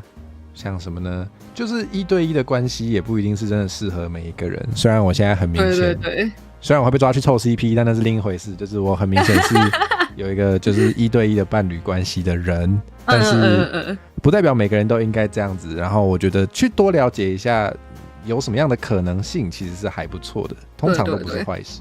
对，而且就是你有那个抱歉，你先。好，就是你有那个1对1的关系，也不代表就是你其他的关系就会变得比较不重要。对。然后你了解了人是可以，就是不一定是1对1关系之后，你还是选择1对1，也不代表你比较不进步，就是你只是选了适合你的。对啊，的确，真的是觉得蛮有趣的。然后嘞，然后就是有时候多了解一些其他社群，或是其他不同性别气质、不同性取向，或是不同性别认同的人的一些，你去了解他们的事情，其实也是可以帮助你尊重一些跟你不同的人。对，我觉得这其实很重要。不会乱伤害到别人吧，就是也是我自己是可能去读了一些研究到，他觉得对，就是讲这种话会让人很冒犯，或我会感到很冒犯。对，他就讲说那受到冒犯的人只是他们很小心眼吧，或者只是他们我不知道，然后他们没有感受到问的那个人的真切的关心。但其实有时候这些其实只是认识不足而产生的关心，就真的是有些只是多管闲事。老实说，真的对啊，就会让人很不适，或者说当人一辈子你用你舒适的方式生活，可是被一直问说难道你不会想交个男朋友吗？然后又比较好，就不会问清楚，问回去，对。那你对啊，你怎么不交？对啊，你怎么不交？对，那么爱交，不会交10个对啊，一个不够，多几个。好好笑，没错。面对这种多余的关心，你就给他10倍奉还，换你关心他，他可能就会知道被过度关心是什么感受。好像也不错好像也不错，还不错，学会了。真的，我下次要试试看。对，学会了。我前阵子发了一个推，我觉得蛮好笑的，因为就是刚好那阵子忘记是聊什么，反正就是也是开台跟大家聊天，然后就有人跟我分享说，就是女同性恋被问到说什么女生跟女生要怎么做某些事谁是男的？对。然后我的第一个想法居然不是那个这样不礼貌，我不要这样问。我的第一个想法是，这好靠腰哦，我要拿这个问题去问普通的，不是普通，就是我要去问异性恋。对啊，就很恶心吧，就是完全就是在性骚扰啊！我就想说，为什么会觉得可以问这种问题？对，我的性格蛮扭曲的，我就想说，太好了，我要让其他没有感受过这个痛苦的人感受一下，一起来感受痛苦。对，好恶劣真的，你就问回去那个你们异性恋伴侣平常是？对啊，让他体验一下。结果他讲得很开心，那就拿他没办法。那我觉得反而会被我可能会被创到。对啊，好像有可能算了。好吧，算了，避免伤害，真的。你可能不想听。自伤3000这样，对。对，太好了，我们来看有没有其他辛辣的。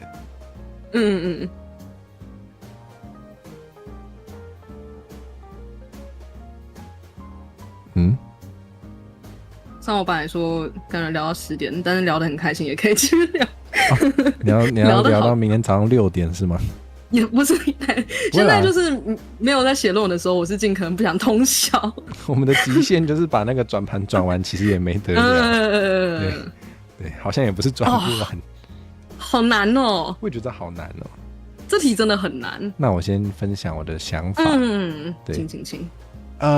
私刑有可能在某些条件下正当化吗？我觉得这个问题其实可能用不同的切入点会得到不同的答案，因为就毕竟有时候有很多是法律没有办法规范到，或是法律来不及保护到的情况下，那这个时候你如果要主张就是用这种方式，就是怎么讲？我觉得跟 Klaus 蔡说的有点那个感觉，就是如果这个社会已经混乱到有公权力的，就简单来说，就是政府已经没办法主持正义，或是政府是没有办法被大家信任的时候，它有可能会成为一个选项。就是的确，如果你抛开这些，就是抛开这些政府的规范的话，它也可能是一个保护自己或是伸张正义的工具。对，但有时候会就在大多数情况下，我不知道大家有没有听过毒树果实理论，虽然它原本不是这样用的，就是毒树果实理论是说，如果你用非法的方式取得了某个证据的话，这个证据就不能被拿来当成证据。那这个用意是有了这条规定就可以阻止人家用非法方式取得证据，因为他取得了也没得用，然后他还是有那个做了非法的事情，还是会被处罚。对，所以我觉得如果基本上政府是还能够主持就是所谓的正义的话，那私刑就不会是一个好的选项。对，就是你透过非法的行为去阻止犯罪，可能不是个好方法。对，我们可能还是不能把它正当化。对，那你能做的事情可能是推动更进步的法律，然后让他去保护原本没有被保护到的人。对，我觉得这题真的是蛮难的。这题真的蛮难的，然后这让我想到就是，在某些假如说我会觉得政府失能或是没有办法制定法律保护人民的情况下，这件事情啊，我其实之前在读一些跟战争相关的时候还蛮震惊的，就是我自己以前都会觉得战争就是一个混乱的状态。然后，但是后来就是会知道说，假如说战争要突然狂征兵，好，我以前就想那就是国家他们就擅自的征兵，征到13、14岁的孩子。但是后来才会发现，他们会先立一个法，就是他们还是会有一个那个法源存在嘛。所以我觉得，就算在所谓很混乱的时候，可能法律还是会运作。我不太确定啦，应该是我也没有看过，就是在可能近10年、100年历史内，我也没有看过其他反例或其他事项。这第一件事，然后第二件事是我当初在看到这个问题的时候，我是想说私刑可以有哪些形式，然后去一个一个想说这些有可能正当化嘛。然后我自己是想到，如果是私刑的话，代表它是刑罚，对吧？它是某种刑罚或刑法化嘛，所以要么就是拿钱或拘禁，然后或者杀人。或者说你说伤害好了，就是用暴力，然后或是去抢钱来解决这件事情嘛。但是我其实没有想到在任何条件下可以正当化这些事。我觉得可能自保吧，可能自保，然后不小心把人杀掉了。可是这好像也不能算私刑吧，这是不太一样，防卫过度。对，那如果是在报仇的情况下，我觉得似乎不该。对，我又要唐突自我揭露了。没有，我没有对别人动用过私刑，不是要揭露这个，没有这种事情。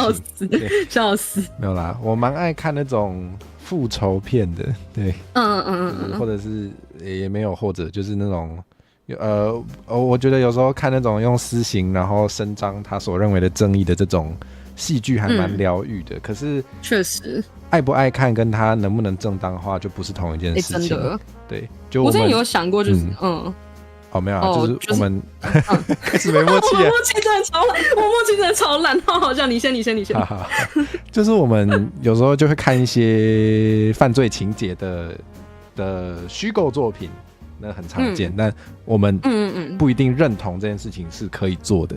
对，没错。对，我自己当初是想说，我还蛮喜欢看那种，就是你把假如说做坏事的，你去想办法设局让他自爆。可是我觉得这样可能就不是私刑吧，就是我会觉得好像你真的要报仇可以做的是让他自爆，或是就让他射死这样，但是我又觉得这好像不是私刑，我脑中想的事情可能就是你去杀了他，或者你把他就是暴揍一顿，或者你去抢他的钱，但是我真的没有想到在任何情况下这些状况可以正当化。有道理。感觉自爆，我觉得这个也是有一点那个激烈程度的差异，因为感觉让他自爆在法律上其实是没有问题的，所以他好像本身就是正当的。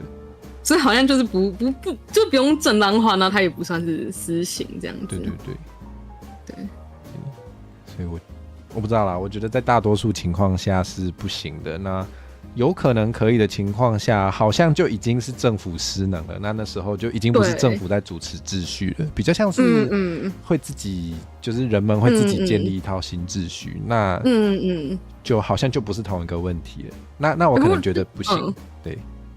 那让我想到这件事，我会觉得就是去想说政府失能的时候，说不定人民的私刑是比较有效的方式，这件事情也还蛮危险，会有待商榷的。因为我自己知道的私刑的案例嘛，可能是1920年代左右的南方的奴隶主会私刑他们的就是黑人奴隶，就是如果这个私刑制度是大家可以接受，然后认为人民主张或者人民结成的正义是可以被实施的话呢，但是人民其实有分很多不同的族群，那会不会就是被私刑的是一整个就是被压迫或边缘的族群？就因为我们在想私刑，可能就是想说啊，一个人他去把就是什么杀父存干掉这个私刑，但是其实有些其实是整个结构的暴力。那像当初他们就是会就是绞刑自己家里的黑人奴隶，那是一种私刑，所以我就觉得好像在大部分的情况下，它是会变成一个更危险的事情，至少在我看过的例子里面。哇，这个点好棒哦！因为我也想，就你这样讲，我想到的是有一些事情不能多数决，就是有时候不是多数就是对的。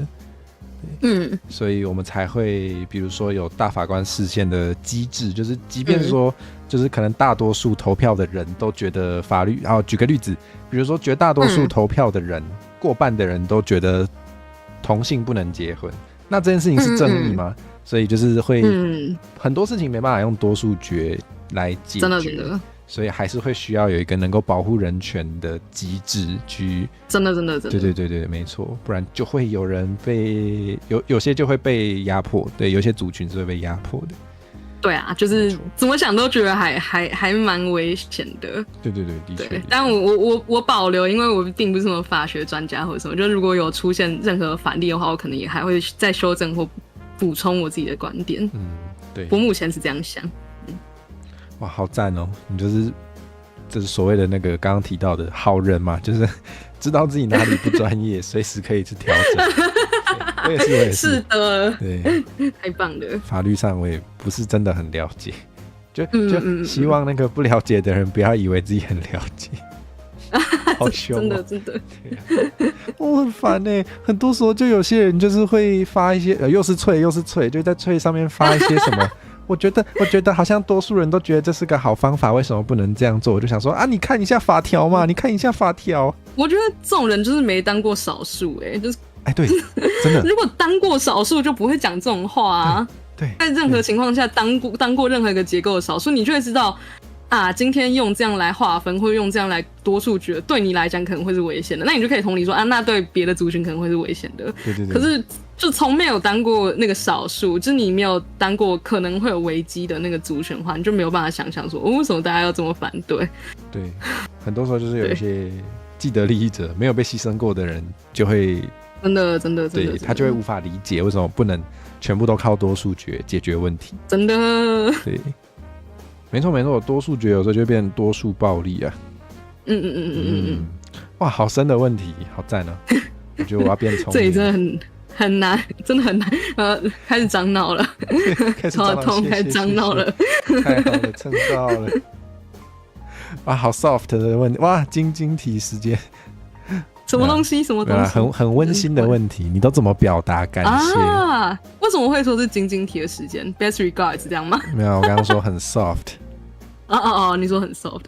我就想说，什么是用晶晶体表达感谢？是写信的时候会写 best regards， 我是会写这样的意思。我中文会写祝好啦，我是会写祝好，如果写中文姓的话。我会看对。然后抱歉，我想先回一下妈妈卡讲那个，算是上一题。我们很 free， 我们就是说觉得亚洲人骂 DI 这件事情也蛮有趣。我也是在想这件事情，因为我觉得会骂 DI 的亚洲人，就是他们在亚洲生活的亚洲人呢，就是假如说在自己的土地上生活，然后又是强势族群的话，那就等于他没有当过我们讲的那个少数族群。那这个状况跟在美国的亚裔人的状况是不一样的。的确。那当然，就是美国亚裔人跟美国非裔人的那个少数族群的状况又是不一样的，所以我就觉得，就是如果你生在一个自己的国家、自己的土地，然后没有过人口移动的经验，然后也没有过就是任何假如说处于边缘族群或是比较低阶级的经验的话，我觉得这个人不该去就是妄下断绝说，就是别的少数族群为平等所做出的努力，真的，就是不该这么浅的下定论啦。的确，我觉得蛮常见的，就是有一些不问世事的人就很常会这样。比如说，我之前比较有印象的是看到那个应该是纽西兰的议会，他们的国会嘛，就是有毛利人族群是有，就是做一下他们的传统的舞蹈来表达他们的一些立场。有些人就只会觉得，就是我讲难听一点啊，有一些人就是会觉得就是在呼嘎下嘎，不知道在干嘛。我想说靠北，你又没有被压迫过，或是你自己没有觉得你是被殖民的，你当然不会。真的，就你没体验过，就不要乱批评，很烦啦。真的，对。真的同意，完全同意。对啊，就很多啦，就是比如说不了解女性困境的人，可能就会说你干嘛要争取这个，就已经很平等啦，就不你不懂。我觉得就回到刚刚讲那个，就是如果你不懂，你就称你不懂，不要在那边碍事，就是不要阻挡别人争取平等。我觉得如果阻挡别人争取平等，然后是觉得说啊，因为你们这么做，我就会变得更弱势，那其实只是相对剥夺感而已，就只是要从优势的位置移下来，觉得不开心而已。我记得之前有一张图卡，把这个画得很好。好像简单来说就是你本来就占比较大块啦，可能有点像切蛋糕。对啊，你本来就已经拿掉2/3了，那我们今天重新把它切成一半一半，你当然会觉得你吃的比较少啊，因为你本来拿太多了。真的，好赞啊！真的好赞，追一下。好，没有讲那个表达感谢这一题，我会送小礼物，跟我还蛮喜欢一些写卡片子或者写明信片之类的事。假如说我之前有在日本生活一阵子吧，然后后来就是也是一段时间没跟亲友或是老师们见面，然后所以在离开日本前就把自己拍的照片拿去做成明信片，然后就一张一张寄，这样好像当初寄了30-40张，蛮喜欢做这种事，会买小礼物、买小点心这种。哦，很有温度耶。我之前也有这样做过，但是很久以前。因为我现在太懒惰了，但我之前是会，就是也是会手写，就是卡片，对。我觉得还真的不错，因为就是亲笔写真的有一个温度啦，对，真的就会觉得哇，他有把我放在心上，会有。然后还有就是直接讲出来吧，这可能其实也没有那么容易，但是很值得做我觉得。对啊。传讯息的时候或什么的，有时候就是如果是你请对方帮你做的事，叫说帮我代购一个这种谢谢很好讲出来。可是如果你今天真的很困扰，你去找一个人讲，就真的撑不下去了。你去找一个朋友讲一些你明知他听了负担会很重的东西，可是他听了，那你也没办法。那这个时候其实只能表达深深的抱歉跟感谢。这种时候其实就还蛮困难的。可是我觉得就是要讲出来。的确，可能大家平常也不一定有察觉到，就是这有很多事情其实是，比如说我觉得啦，只要是任何长期的关系，就比如说什么2年的好友，就是你就算想不起来你们具体做了什么，其实也蛮值得感谢的。真的，对。有时候或是真的谢不出来的话，我有一个还蛮实用的建议，仅限成年人跟没有酒精过敏者，就是一起去喝酒，这样就是微醺那种状况就可以。那个时候至少以我而言啦，我就会开始就是满口甜蜜话，就是谢谢宝，我真的好爱你，谢谢你一直在我身边。然后就如果对方也微醺的话，就会抱在一起哭这样，那我就觉得哇，就是有对方在真好。我觉得其实这种还蛮重要的，因为现在生活大家都很消磨嘛，大家都在忙自己的工作。那如果你真的有什么想要情绪发泄，想要跟人聊天，其实也是可以。可是不管再怎么亲的朋友，还是在给对方造成情绪劳动。那终究是会消磨，所以我觉得有时候就是要靠这种温馨的时刻来补一下那些消磨掉的部分。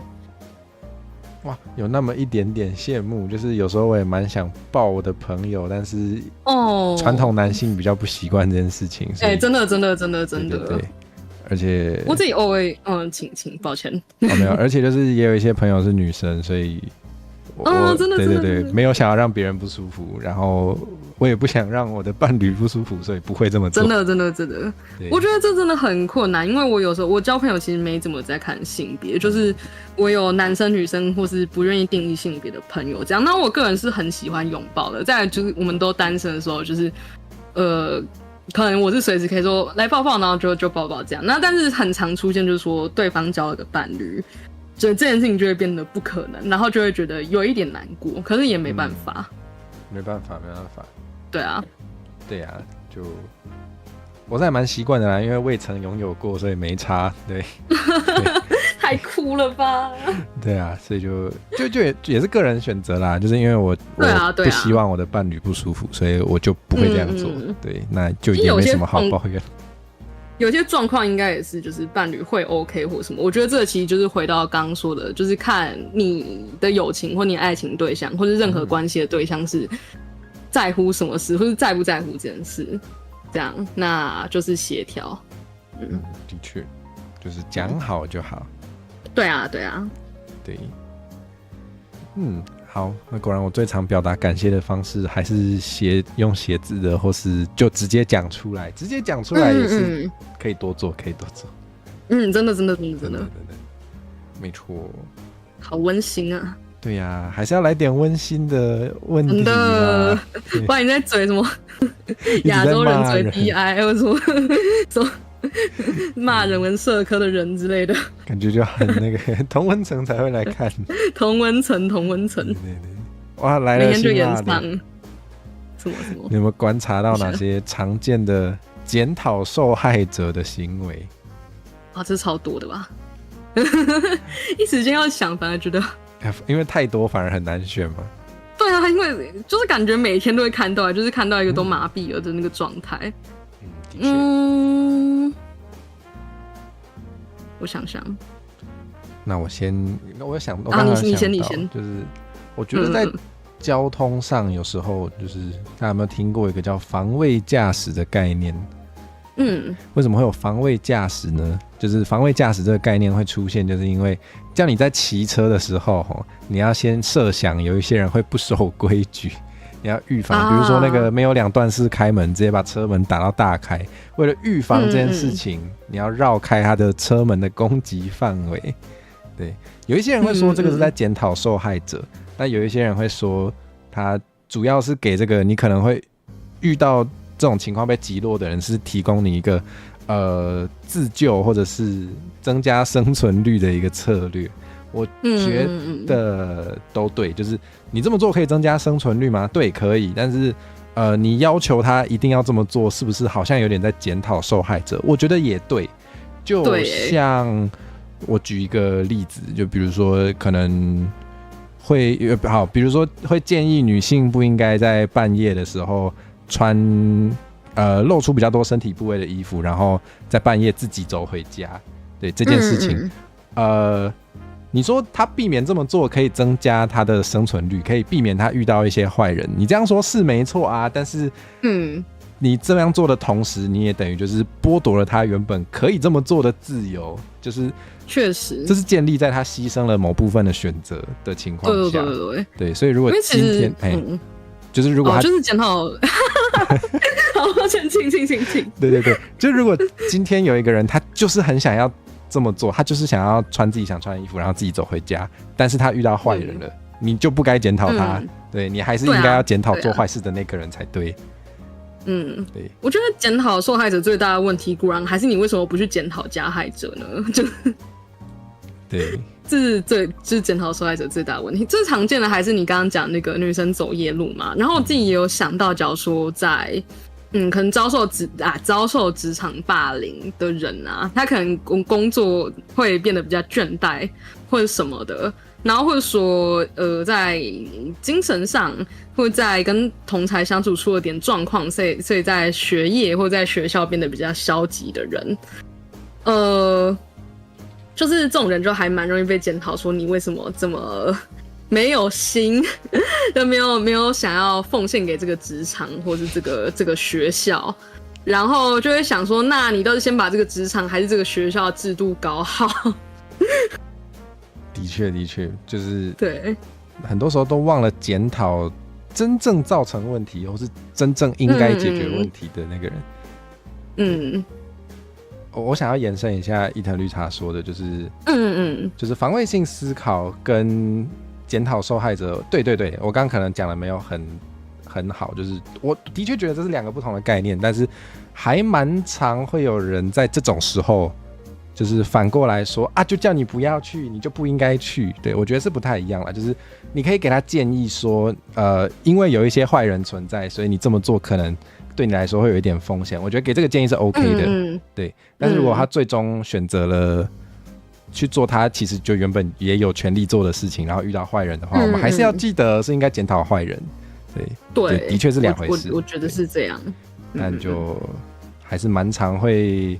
不是啊，就这种留言就很多嘛，就什么骑车被撞了，然后就会说你怎么不闪远一点？当然要闪远一点，但就是会说你怎么，比如说你怎么不要走路，或是你怎么不开4轮，就有点不对咯。对。我觉得那个台风登山这个例子也蛮有趣的。我觉得我不会把台风登山人当成受害者，那个是自己选的。对，因为我觉得他。就你要说加害者是台风，好像也不是，就是他好像没有一个加害者啊，所以我自己是这样想。可能要看你有没有把加害者当人看。如果你把加害者当人看，你就会要求他要有正常的判断力。那如果今天他因为他不正常的判断力伤害了别人，那就是会觉得是他的问题。对，我觉得是台风来的时候，你没有办法叫台风不要来吧。但是就是很显然有坏人来的时候，你应该要倡议说，就是不该当那个坏人。对。就是你没办法可能是这样，对，你没办法用法律惩罚或阻止台风，对，但是你可以用法律阻止做坏事的人，所以是我觉得不太一样的。对，我觉得状况还是有点不太一样。对，好，那我们好像想法还是蛮接近的，吵不起来，吵不起来。我觉得大家应该也是没有觉得我们真的会吵起来吧？对，没有。对，哇，好硬哦！你觉得死刑应该被废除吗？为什么啊？对啦，既然你有把它列进去，它自然就会跑出来嘛。死刑要被废除吗？这件事情我应该先承认，我并没有很全面的了解这个议题，然后。然后我先承认我是偏废死的那一派，这样，就是我觉得他最大，我自己在想最大偏废死的那一派，也是原因吗？我是这一派的原因是因为我觉得，如同我刚刚说的，就是法律有时候也会去被拿来做一些奇奇怪怪的事情。假如说扩展征兵到你去征儿童，然后去打一场要求自杀的仗，假如说冲绳战，好了，这个其实它也是有法源的，所以就是该怎么说？就是我觉得你给政府立一个法源的权利这件事情，其实是需要审慎处理。就是有时候政府也会有失能的那个情况，就是有时候你那个死刑的法摆在那边，它也是有被滥用的时刻。所以我个人是比较偏，就是这个，就是有一种讲法是说，你不该给国家机器定夺人生死的能力。这样，然后当然还有别的做法是去从效能去看说，假如说死刑人有死刑这个制度的国家，他们的重罪率并没有比较低，然后或者什么什么的这些。那以光谱而言，我是偏 face 那一段，当然我对于这个议题也还是没有很清楚。不过我也有朋友就是另一个角度，他也是可能比较偏这个光谱，但是对这个议题相对无感，或者没有要积极去争 face， 是因为他说就是其实在那些重刑犯里面很多都是性犯罪，所以他就没有很想要为性犯罪，然后尤其是比例很高男性对女性的性犯罪里面，他就没有很想要为自己的性犯罪争取这件事情。可以理解，可以理解。对，我就觉得也可以理解。我是持保留态度，目前偏非，但持保留态度。我其实还没有确定自己的答案，但是我觉得可以。如果没想过这个问题的人，好像可以想的一个点是，刑罚或是包含死刑跟徒刑，它的用意到底是惩罚，还是要矫正他，让他回到社会？我觉得会得到不一样的答案。对，就是如果如果你比如说你把人关进监狱好了，你把人关进监狱，你到底是为了要达到哪一个目的呢？你是要为了把他从社会隔绝吗？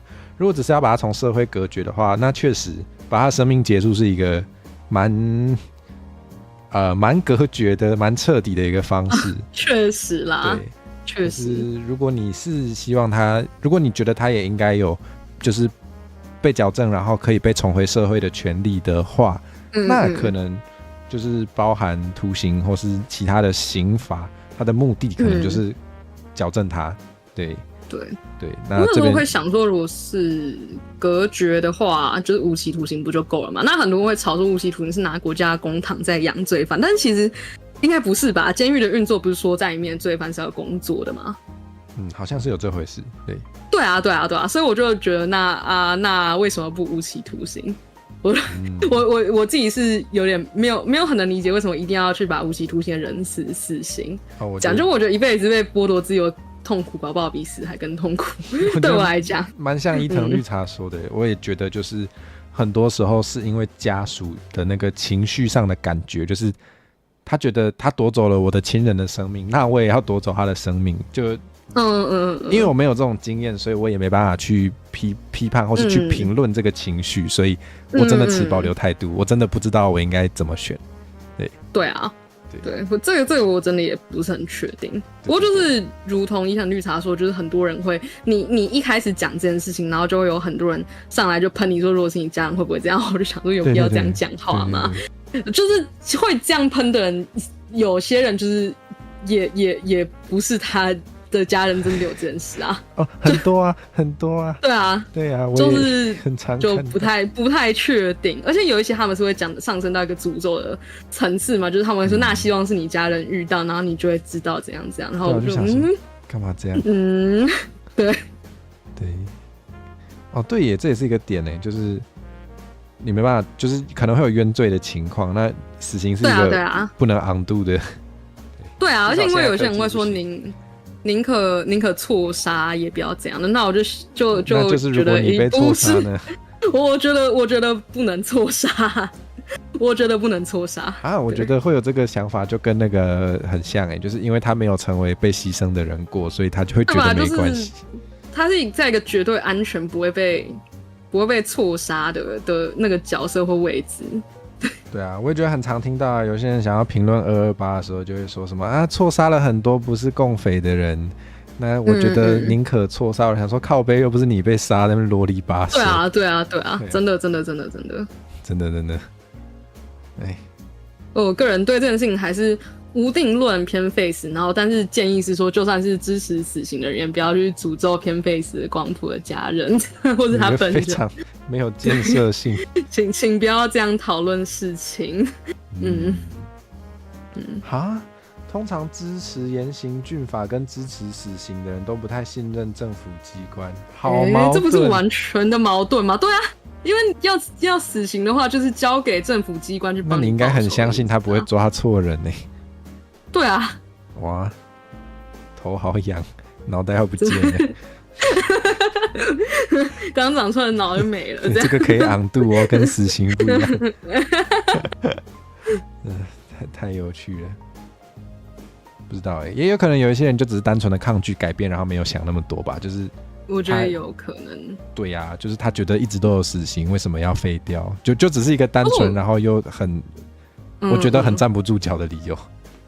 我觉得你刚刚讲那个隔绝这件事情，让我想到就是这是一个理论啦，就是并不能说100%对，但是就是有个理论，我读了妇科的理论吧，他就是说，就是精神病院或者监狱这些机构的存在呢，其实是就是社会有一个想要把正常跟不正常的人区隔开来的这个倾向，所以他们会把所谓认为不正常的人，他们不是想说要怎么共存或者怎样，他们就想说通通把它丢到，你就画一条线，然后把它丢到线的另外一边，就觉得这样子可以解决事情，所以我觉得这也是很有待商榷，尤其很多死刑这件事情嘛，大家就是用很多会去讲说，假如说有一个精神病患好了，然后他犯了什么重罪，那他可能被缓刑或什么，然后大家就会说啊，又是精神病患或什么，那其实到最后会造成精神病患的污名，就是可能精神病患的那个在全部的人口某种精神病患下，他占了1%好了，他那1%的人口基数很少，所以你就说啊，你看这个那个精神病患的什么重罪率就很高，可是他人口基数本来就很少，那每个精神病患跟每个人一样都是一个独特人，你不能因为有一个精神病患杀人就说啊，那大家都有这个倾向。那如果照这样来讲的话，其实不是精神病患重罪犯更多啊，那不是精神病患的人不是就劣根性更强吗？就是如果要这样推的话，所以我觉得先不论该不该废除这个实际的事情，我觉得首先要做的事是不要就是停止污名化精神病患跟整个那个因为精神病判缓刑的这个制度。哇。你刚刚讲到这个隔绝跟共存，让我想到，其实在教育上，好像以前对于比较特殊需求的学生，以前的做法就是直接分隔在不同班级嘛，就比如说，对，就是可能，总之用测验测出来的智能，不代表真正的智能，因为我不确定，但是用测验测出来的智能跟一般人不同的人可能会被隔绝，但是现在的方式好像也不只有智能上啦，有一些是身体上。跟人家不同的，对，比如说眼睛看不到，或是小儿麻痹的，就是以前的方式就是隔绝，对，但是现在好像都是会让大家一起就是平均分配在班级里一起去共存，对，那也许共存其实是一个比较符合真正的社会需求的方式。我觉得就是除了有些人会说是要让这些原本被隔绝的族群接触社会，我觉得更多其实是要原本大家都以为自己正常的这一边，要去学会接触这些你们就是大家排斥的这另一边。有时候也只是有时候排斥还是怎么样，其实是基于就是陌生跟不理解。对。所以你可能会想说啊，他为什么突然在上课尖叫，好可怕？可是你如果知道假如说妥瑞氏症好，他是因为身体放电，这是他没有办法控制的事情。那说不定这一点理解就不会想让你把他，就是你认识他了，然后你就不会想要把他丢到一个反正你看不到、大家都接触不到的地方，你就会开始想说啊，这件事情就是说你把它隔绝在社会之外，说不定是有待商榷的。对啊。如果我们都认为就是都可以隔绝的话，有可能会得到一些很可怕的结论。对，就像以前的，像可能19世纪末、20世纪初的英国的同性恋罪也是犯法的啊。对啊，然后很多到现在的，对，我自己知道的例子就是酷儿这个词一开始代表的精神领袖是作家王尔德，然后他最后是在牢狱跟苦役，就是牢狱里面度过就是病死，忧郁病死，类似劳改那样子吗？对，类似那样，就是去做重工，然后那样度过终身。那其实现在很多的走向就是在假如说同性恋去病理化，然后我觉得求去病理化或正常化其实没有很大的问题。当然你求的在跟假如说精神病这些切割的时候呢，就是我觉得需要特别小心这些用词或者这些态度会不会反而让你想要去的那个对象他们的处境变得更加被病理化。就是如果你今天说我们就是完全正常化，那你是不是在讲说那不是我们的这个族群就是完全不正常的？那当然我也可以理解说可能一开始同性恋或是其他弱势族群他们要求正常化的时候可能没有办法没有办法顾及这么多。可是当你正常化的这个诉求已经达成的时候呢，我希望是社会就不要再觉得歌舞升平说我们的社会已经平等了，或是已经最进步的时候，是去想说你们在以前的这个切割，然后或者去病理化什么的时候呢，有没有哪些族群是反而被牺牲或者被压到一个更病理化的状态？的确，就是感觉社会进步就应该是不会有终点的，对啊，就是不要想说就是这个社会歌舞升平了，我们平等了这样，我觉得就不要停在这个情绪太久啦，其实还是有很多很不平等的地方。对啊，永远都还有事可以做。有道理。好，我们再来转。如果很辛辣的话，就让它变成最后一题；不够辛辣的话，就再多转一点。好哇，耶！但是我好像把很辛辣的话题会讲得很温和，不是吗？这个刚刚好像有谈过我忘记把它移除了。最近触动你的歌曲，对，这个谈过了，这个有讲过。好，我们来看看。哇，刺激的！现今世界的制度有没有什么不合理之处呢？二元对立哦，绝对是二元对立。我觉得这个我真的不知道会不会演上，希望不会。打个比方好了，很常，假如说支持社会主义，或是支持少数权益，重视平等，质疑自由，就是质疑你拿自由去概括所有一件事情，这件事情，或是说你说你是左派，很常会被打到你就是共产党，然后共产党就很常会被打到你就是中共，但是就是首先中共已经没有很共产党精神，就是中共他并不是就是真的很左。这样，我觉得我自己最常遇到的事情呢，就是很喜欢把有极端言论的人分成左右脚。一开始是这样，然后后来就变成说，不是极端言论的人，只要稍微左一点，相对很右的人就是很左，所以他就会变成左脚。但是就其实在讲这样分左右脚的时候，其实他也不是真的很了解这个左右的概念。我觉得有点左右不分。就是刚刚那个就是哇，那你喜欢社会主义，你是左派，那你支持共产党，那你是中共同路人，这件事情其实就对，这件事情其实就很二分嘛。然后或者说，假如说只有美国才对我反美是生活，先讲一下，应该说读了很多文化批判之后嘛，我不认为就是国际利益的追求真的可以让真的有必要让我们放弃对于人权或什么权益的追求，就是不是说美国想要我们怎样，然后会说美国把谁说成是坏人，我们就认为谁是坏人，然后我们要站在美国这一边，然后跟美国所谓的坏人，就是把他当成坏人。对，因为我之前有修过一些冷战相关的课或是书籍，所以我自己在读这些事项或是现象的时候，就会把它当成它其实有一点像是冷战那个世界延续嘛，就是你把世界分成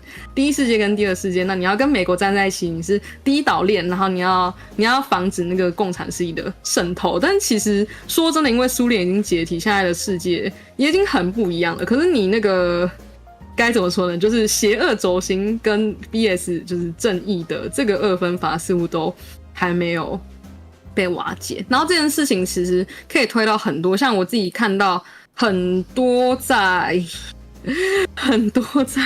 这个真的很容易出事，但就是很多在支持以色列屯垦区的人，他们会说巴勒斯坦是伊斯兰教，巴勒斯坦人不是伊斯兰，巴勒斯坦人等于阿拉伯人，等于厌女或是没有女权，所以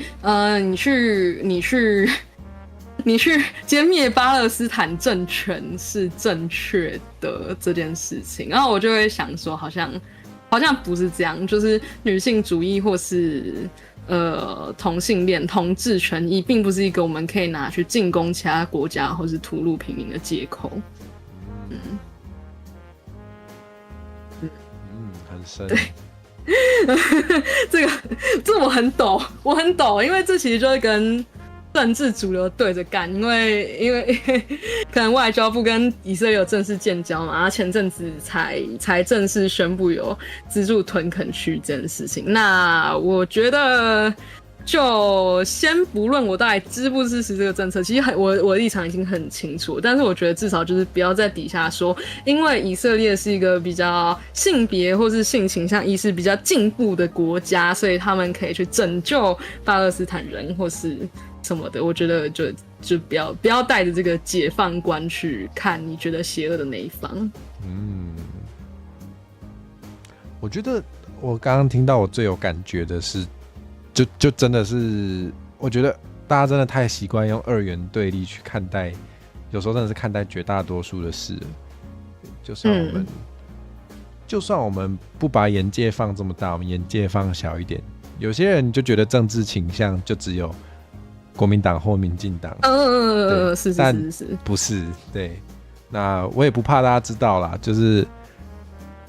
如果情况允许的话，我其实也有一些小党的政治理念，其实跟我比较接近的，我也很想投，但是因为一些策略上，或者是就没有那个人出来选，所以根本就没得选。对，有时候也会有这种状况，所以其实就不是那么的。我觉得很多人都太习惯，就是直接贴标签，就是不是 A 就是 B， 但不是可能有 C 啊，对呀。还有很多吧，就是会把小党都说成是小绿或是绿色的侧翼这种，我就觉得就其实不是 ，maybe 对，其实不是。然后或是还有另外一种是说，为了就是觉得不要被分票，所以叫大家不要投小党，就是变得有点像是。其实理念是相近的，但是绿色跟其他小党在就是互斗，说你们不要投小党，这样才分票。我觉得就其实该怎么说，就是可以理解这是一个策略，但是我觉得如果这是一个个人选择的话 ，OK， 那你在社群上这样倡议的话，我觉得要再想想。就是再想想。的确，对，就是对有些人来讲，你讲的这个策略跟他所在乎的价值，就是他所在乎的价值，并不是一个可以被这个策略牺牲的东西。对有些人来讲是这样，那我觉得也没有必要就把之前就讲成，那他不在乎这个策略，所以他不在乎民进党，所以他支持中共侵略台湾。我觉得没必要这样子。对，就又滑坡了，对。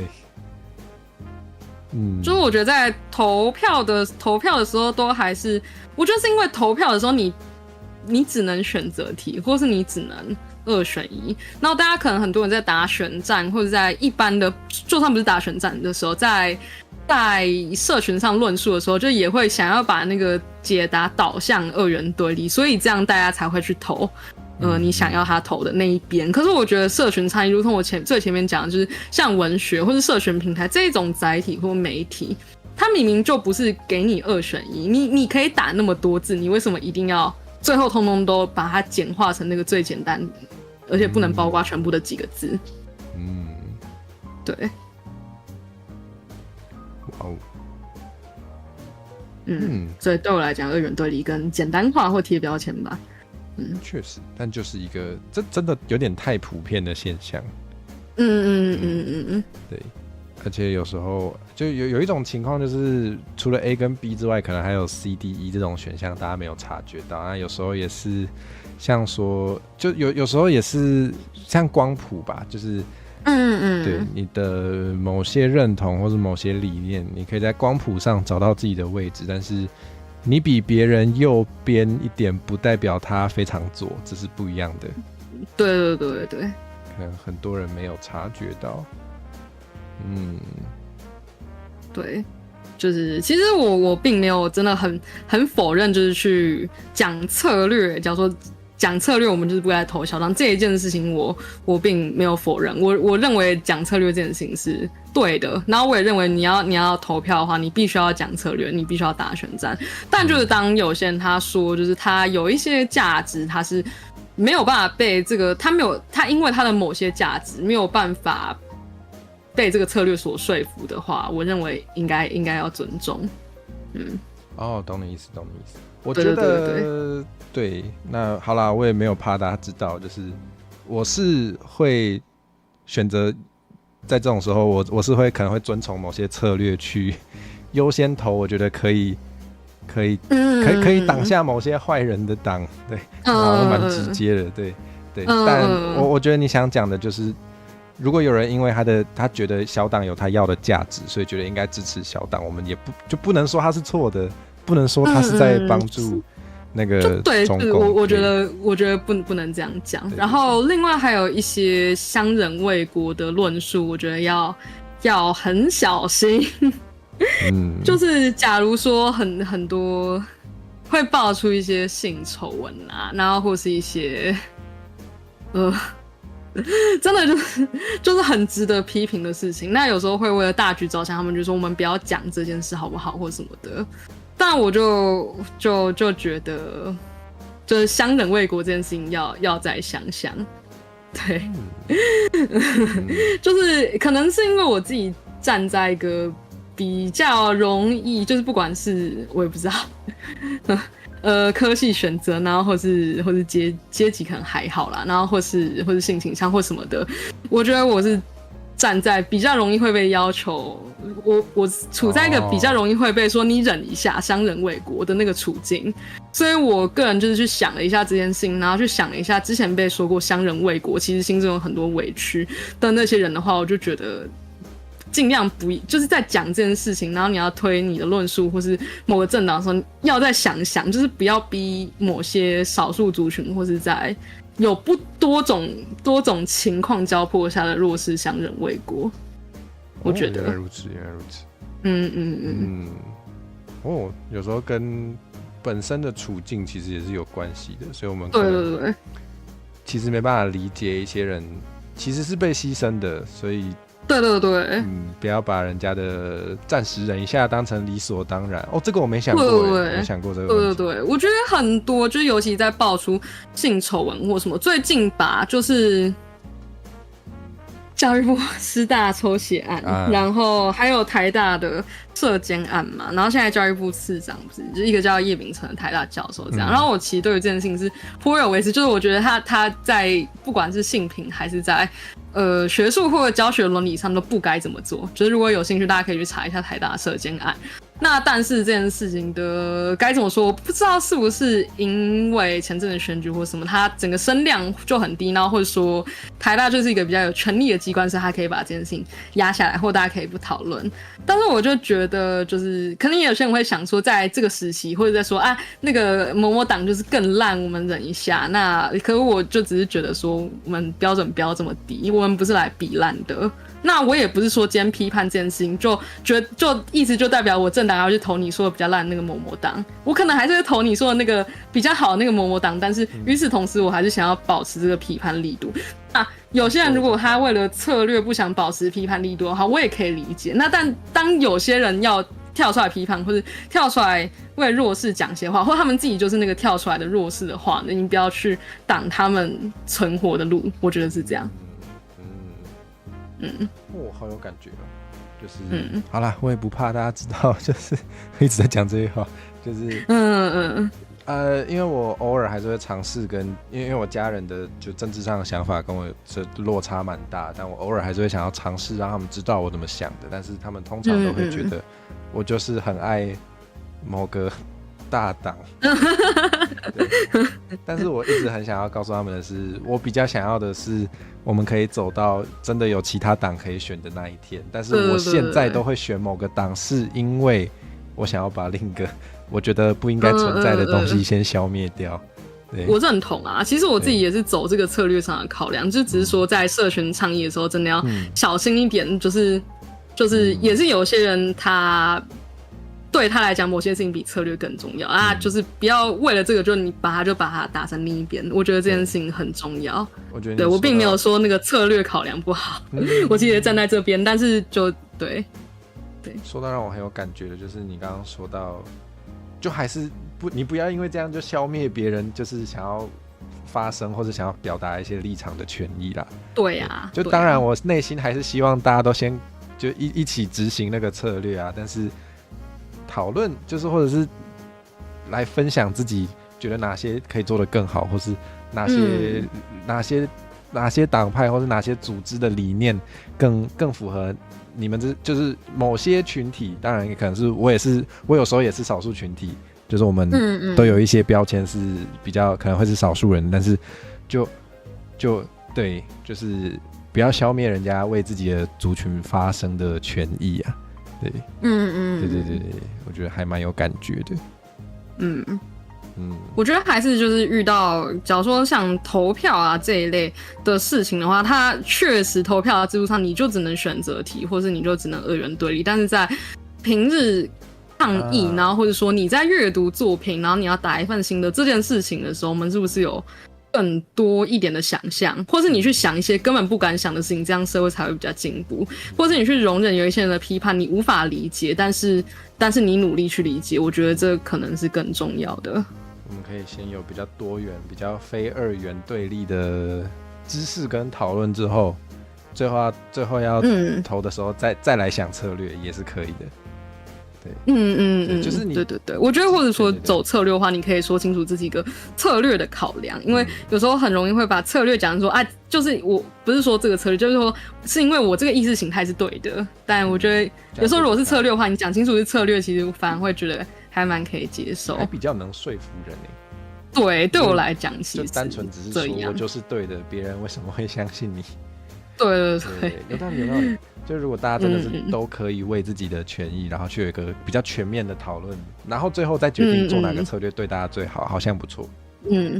对，其实我觉得我立场是温和左，然后跟现在的政治情势其实是微逆风，所以我感觉有怕到，但是应该说我也知道，就是现在有复数的人在听，然后我今天有这个机会讲的话，我也不是很想畏畏缩缩，或是讲我觉得不认同的话，所以就是我就尽可能把它讲的一个很不冒犯，但是清楚。那就是我觉得如果要反对，然后或者说觉得可以再想想，或者说觉得我的意见可以保留的话，我当然也就觉得当然，就是也不是说把我话当圣旨，只是说这个是我在接触网络，或者是在我自己所学跟生命经验里面得到一些目前为止的，然后一些还可以再更动的想法。我觉得这样比较符合那个啦，我喜欢的世界啦，就是我们就是开台跟大家讲话来分享的人，我们就是也没有畏畏缩缩，我们就是也大胆的分享自己的想法，但我们也是欢迎有建设性的讨论，因为我们一定有我们没想到的事，这是一定的。是都蛮值得讨论，只要不是那种。刚刚讲到以色列真的是有抖，可是还是决定要讲。我昨天应该可以提吧，就是我昨天自己开台讲了李行峰的《彼岸花盛开之道》这一本小说，然后就提了跨性别，然后也是讲得很含糊，但就是觉得好像没有办法不讲，原本是很挣扎，因为知道是很大的战场或是一个很容易被攻击的地方。可是我也想说，我今天有这个机会在大家面前，然后大家在听我讲话的话，那我是不是可以勇敢一点讲我觉得可以讲的话，然后但是不强迫大家接受。其实还蛮需要勇气的。所以我现在还在抖，蛮抖的，连续2天的破大战场。我没有啦，我会把他抓来，就是想说，就感觉这个人其实很有想法，就想要逼你分享一下啦。对，谢谢，我觉得不错啊，我也蛮爱跟大家分享的。我觉得有讨论是好事，对，我也希望我的直播可以蛮常给大家这种讨论聊的空间。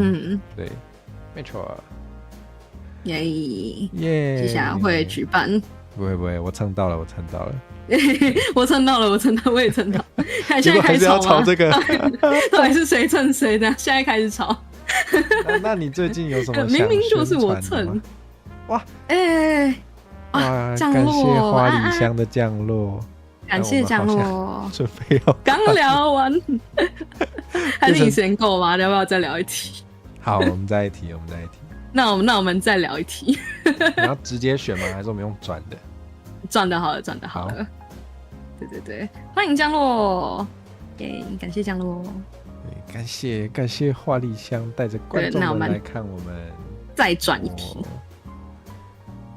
哇，好多新朋友，太好了。聊开心，对啊，开心开心，肯定要聊一下，肯定要聊一下。好，对我之前也是会为了降落就多欢迎大家。会啦，大家都来了，所以对啊，对啊，对啊。好，那我来问问你最近在逃避的事是什么呢？不可能是写论文吧？啊，就是啊，完了，下播前遇到这个问题真的是焦虑 max， 太不友善了。对啊，对，转盘很会做效果的转盘。对啊，比起说写论文，应该说读文献吧。我自己读的学制是不止2年，然后最后1年全部拿来写论文。那我还没到写论文，我还没到写硕论的那个阶段，但是我每个学期都有学习论文。然后虽然还没到写硕论的阶段，但是也差不多该开始构想了，所以要读一些文献这样子。就是，然后我现在在读文献，在逃避读文献。对，所以你的借口是什么？你有用什么借口来逃避读文献这件事情吗？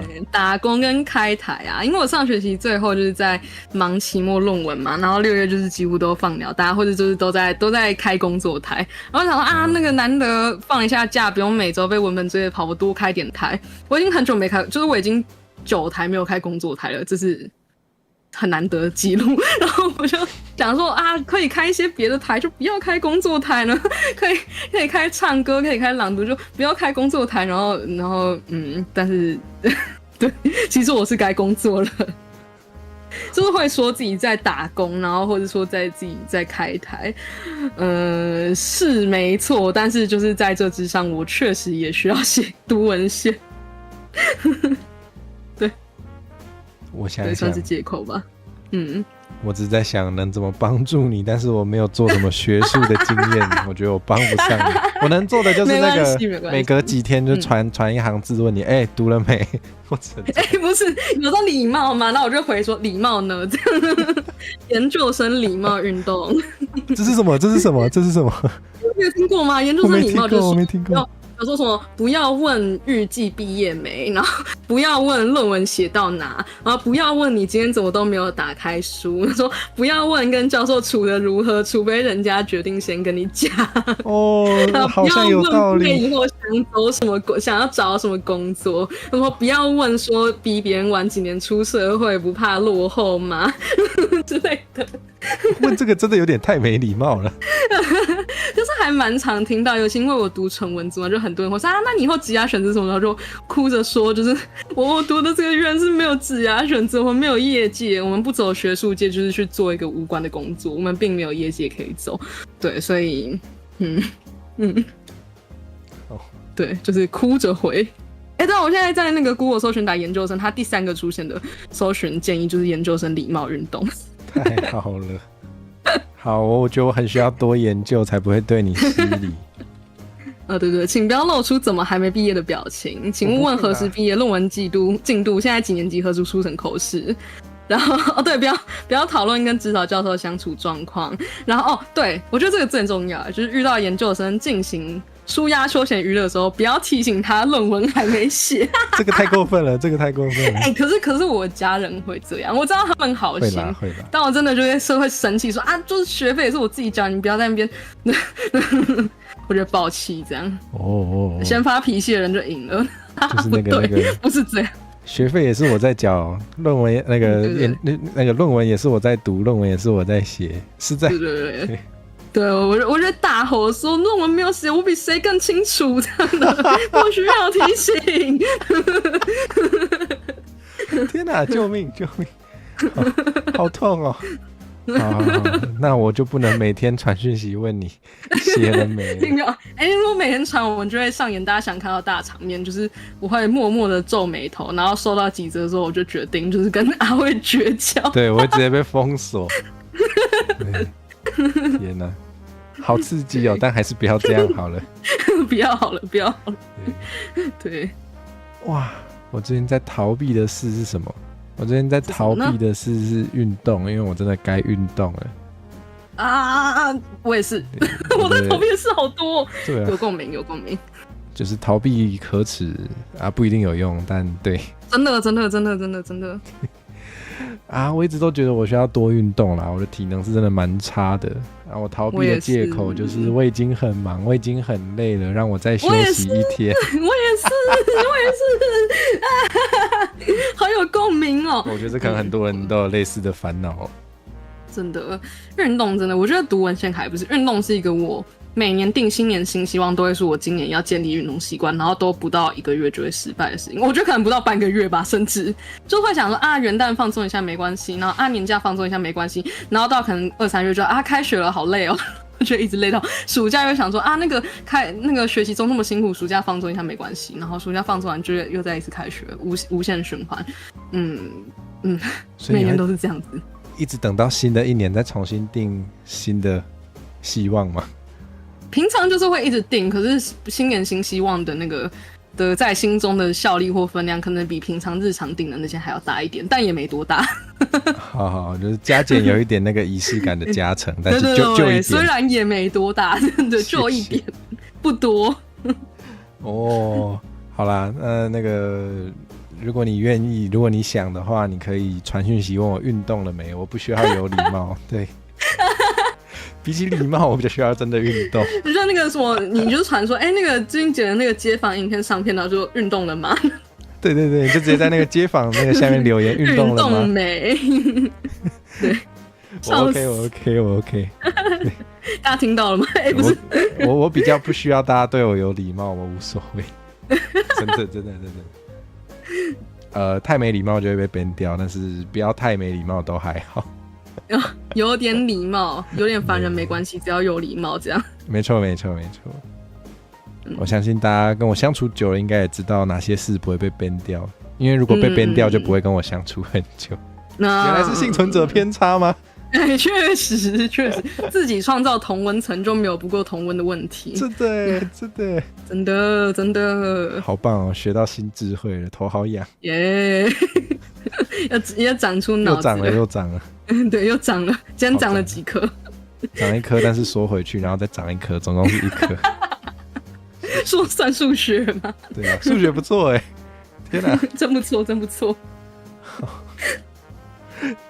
那请问你最近有什么想宣传的吗？除了那个研究生有礼貌运动之外，那算是我想宣传的东西吗？最近，可能没有那么多。我应该8月底会出一支比较阳春或小规模制作的 cover， 是可能我自己，那是跟一个算是直播主 P 主鹏他写的歌，然后我要 cover 那首歌这样子。所以如果我有兴趣的话呢，我主页有一些 cover， 前面还会有提。有兴趣的话，我是 B singer。我今天忘记拿掉吉他了，我本来还想要拿掉，忘记这件事。但总之呢，我平常是就是以弹唱为主，那也会有一些文学的活动或是节目啊。对啊，我现在主页有一支是之前参加阿慧的 OVC 嘛。然后那里面就是写了一些关于可能教育现场或者自我的批判跟自我省思这样，那其实也是我想做的事，创作，但就是只是没有实行的那么快，但我也是想创作，所以如果是对可能弹唱啊有兴趣，然后或者说对听弹唱有兴趣，或者说平常工作很多喜欢工作台的陪伴感，还有什么？还有或者说对文学有兴趣的话，欢迎追踪我啊！我有点想要1000订开会员，虽然最近没有什么在冲刺或是加油！我也很想开会员，但我缺的是时数。对啊，对，我现在是缺订阅时数，我时数好像快了，但是缺订阅，所以就是如果有兴趣的话，欢迎资讯栏里面有我的频道。没错。我直接贴一下好了，我应该贴一下。谢谢。蹭到了，不是，不是，真的不是刻意一直拿着。我们现在要吵是不是？没，应该是不用。我们撑到最后都没有互相封锁，我们就好聚好散了。真是不错，真的不错。对，我感受到同温层的力量。没有亲情。你刚刚讲，我才突然想到，应该也是大概就是在 OVC 那时候就觉得，这个人有一些很深入的想法，就有了这个印象。当初参加 OVC 很开心因为我很久没有写东西，然后但 OVC 是一个它的那个规模或是那个完整程度恰到好处嘛，因为它有一个蛮急迫的死线，然后是一个大家参加，然后时长比较短，然后 versus 或是那个他 backtrack 已经写好这个活动，所以不用从头自己来，然后可能不用做到100%，它就是一个贵在交流或是参加的一个活动，所以我觉得反而比较能让我放下心或放下手去创作。我现在手边还有几首就是词没有谱成曲，或者已经谱成曲了，然后没有想好要怎么编曲，然后一直都卡在不知道怎么做出来，但是它是我的目标之一，所以我以后也还是会努力的做类似的东西。好赞啊，好赞啊，好期待啊！也这个就是单日是研究生的以后，所以我也不知道那要等等，那要等等。对对，可能要等等，但是就是我想做的事情的，就是都是缓慢的往某些方向前进。然后最近现在也是有在做一些它的雏形或是准备嘛。假如说现在 cover 的经验，或是就是讲文学企划这些经验，也都是未来做更大作品的累积。所以如果大家有兴趣的话，很欢迎，我很高兴认识大家。宣传本人而不是节目的部分。也不错，也不错。就是希望你可以赶快开启会员。耶！阿慧赶快，阿慧，阿慧不是那个开会员之后要写自己的 ABO 文，那个要8月底前完成才有哦。哎呦，好，我还有1个月可以刷时数，赞！谢谢，大家想看可以一起刷时数。对，大家如果想看阿慧写那个自己的 ABO 文，就只有这个办法了。对，好赞哦！快帮忙冲时数，靠大家了。我就是想要逼迫大家帮我冲时数，才出了这个策略。这个诱因真的是不错。我就是应该说，比起说看你写的成品，我比较想就是看你写到崩溃。谢谢，我就知道，我想也是啦。大家都是吧？想看成果的话，他们自己写就可以了。果然得要我自己在那边我到底要天哪！谢谢，那我也来宣传一下。怎么了？你有什么要说的吗？没有，我在用聊天室回留言。OK， 你请说。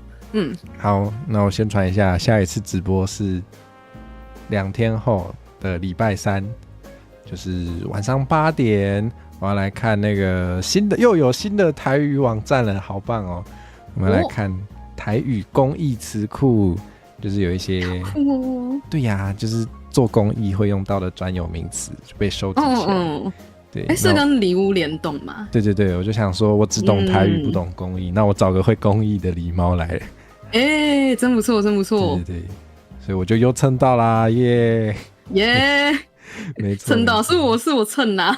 没有啦，互相蹭，耶！谢谢邀请，今天聊得很开心超开心的。对啊，就是我本来还蛮紧张。我感觉到你后面比较不紧张了。后面解开讲到拘束器，对，可能也比较进入状态吧。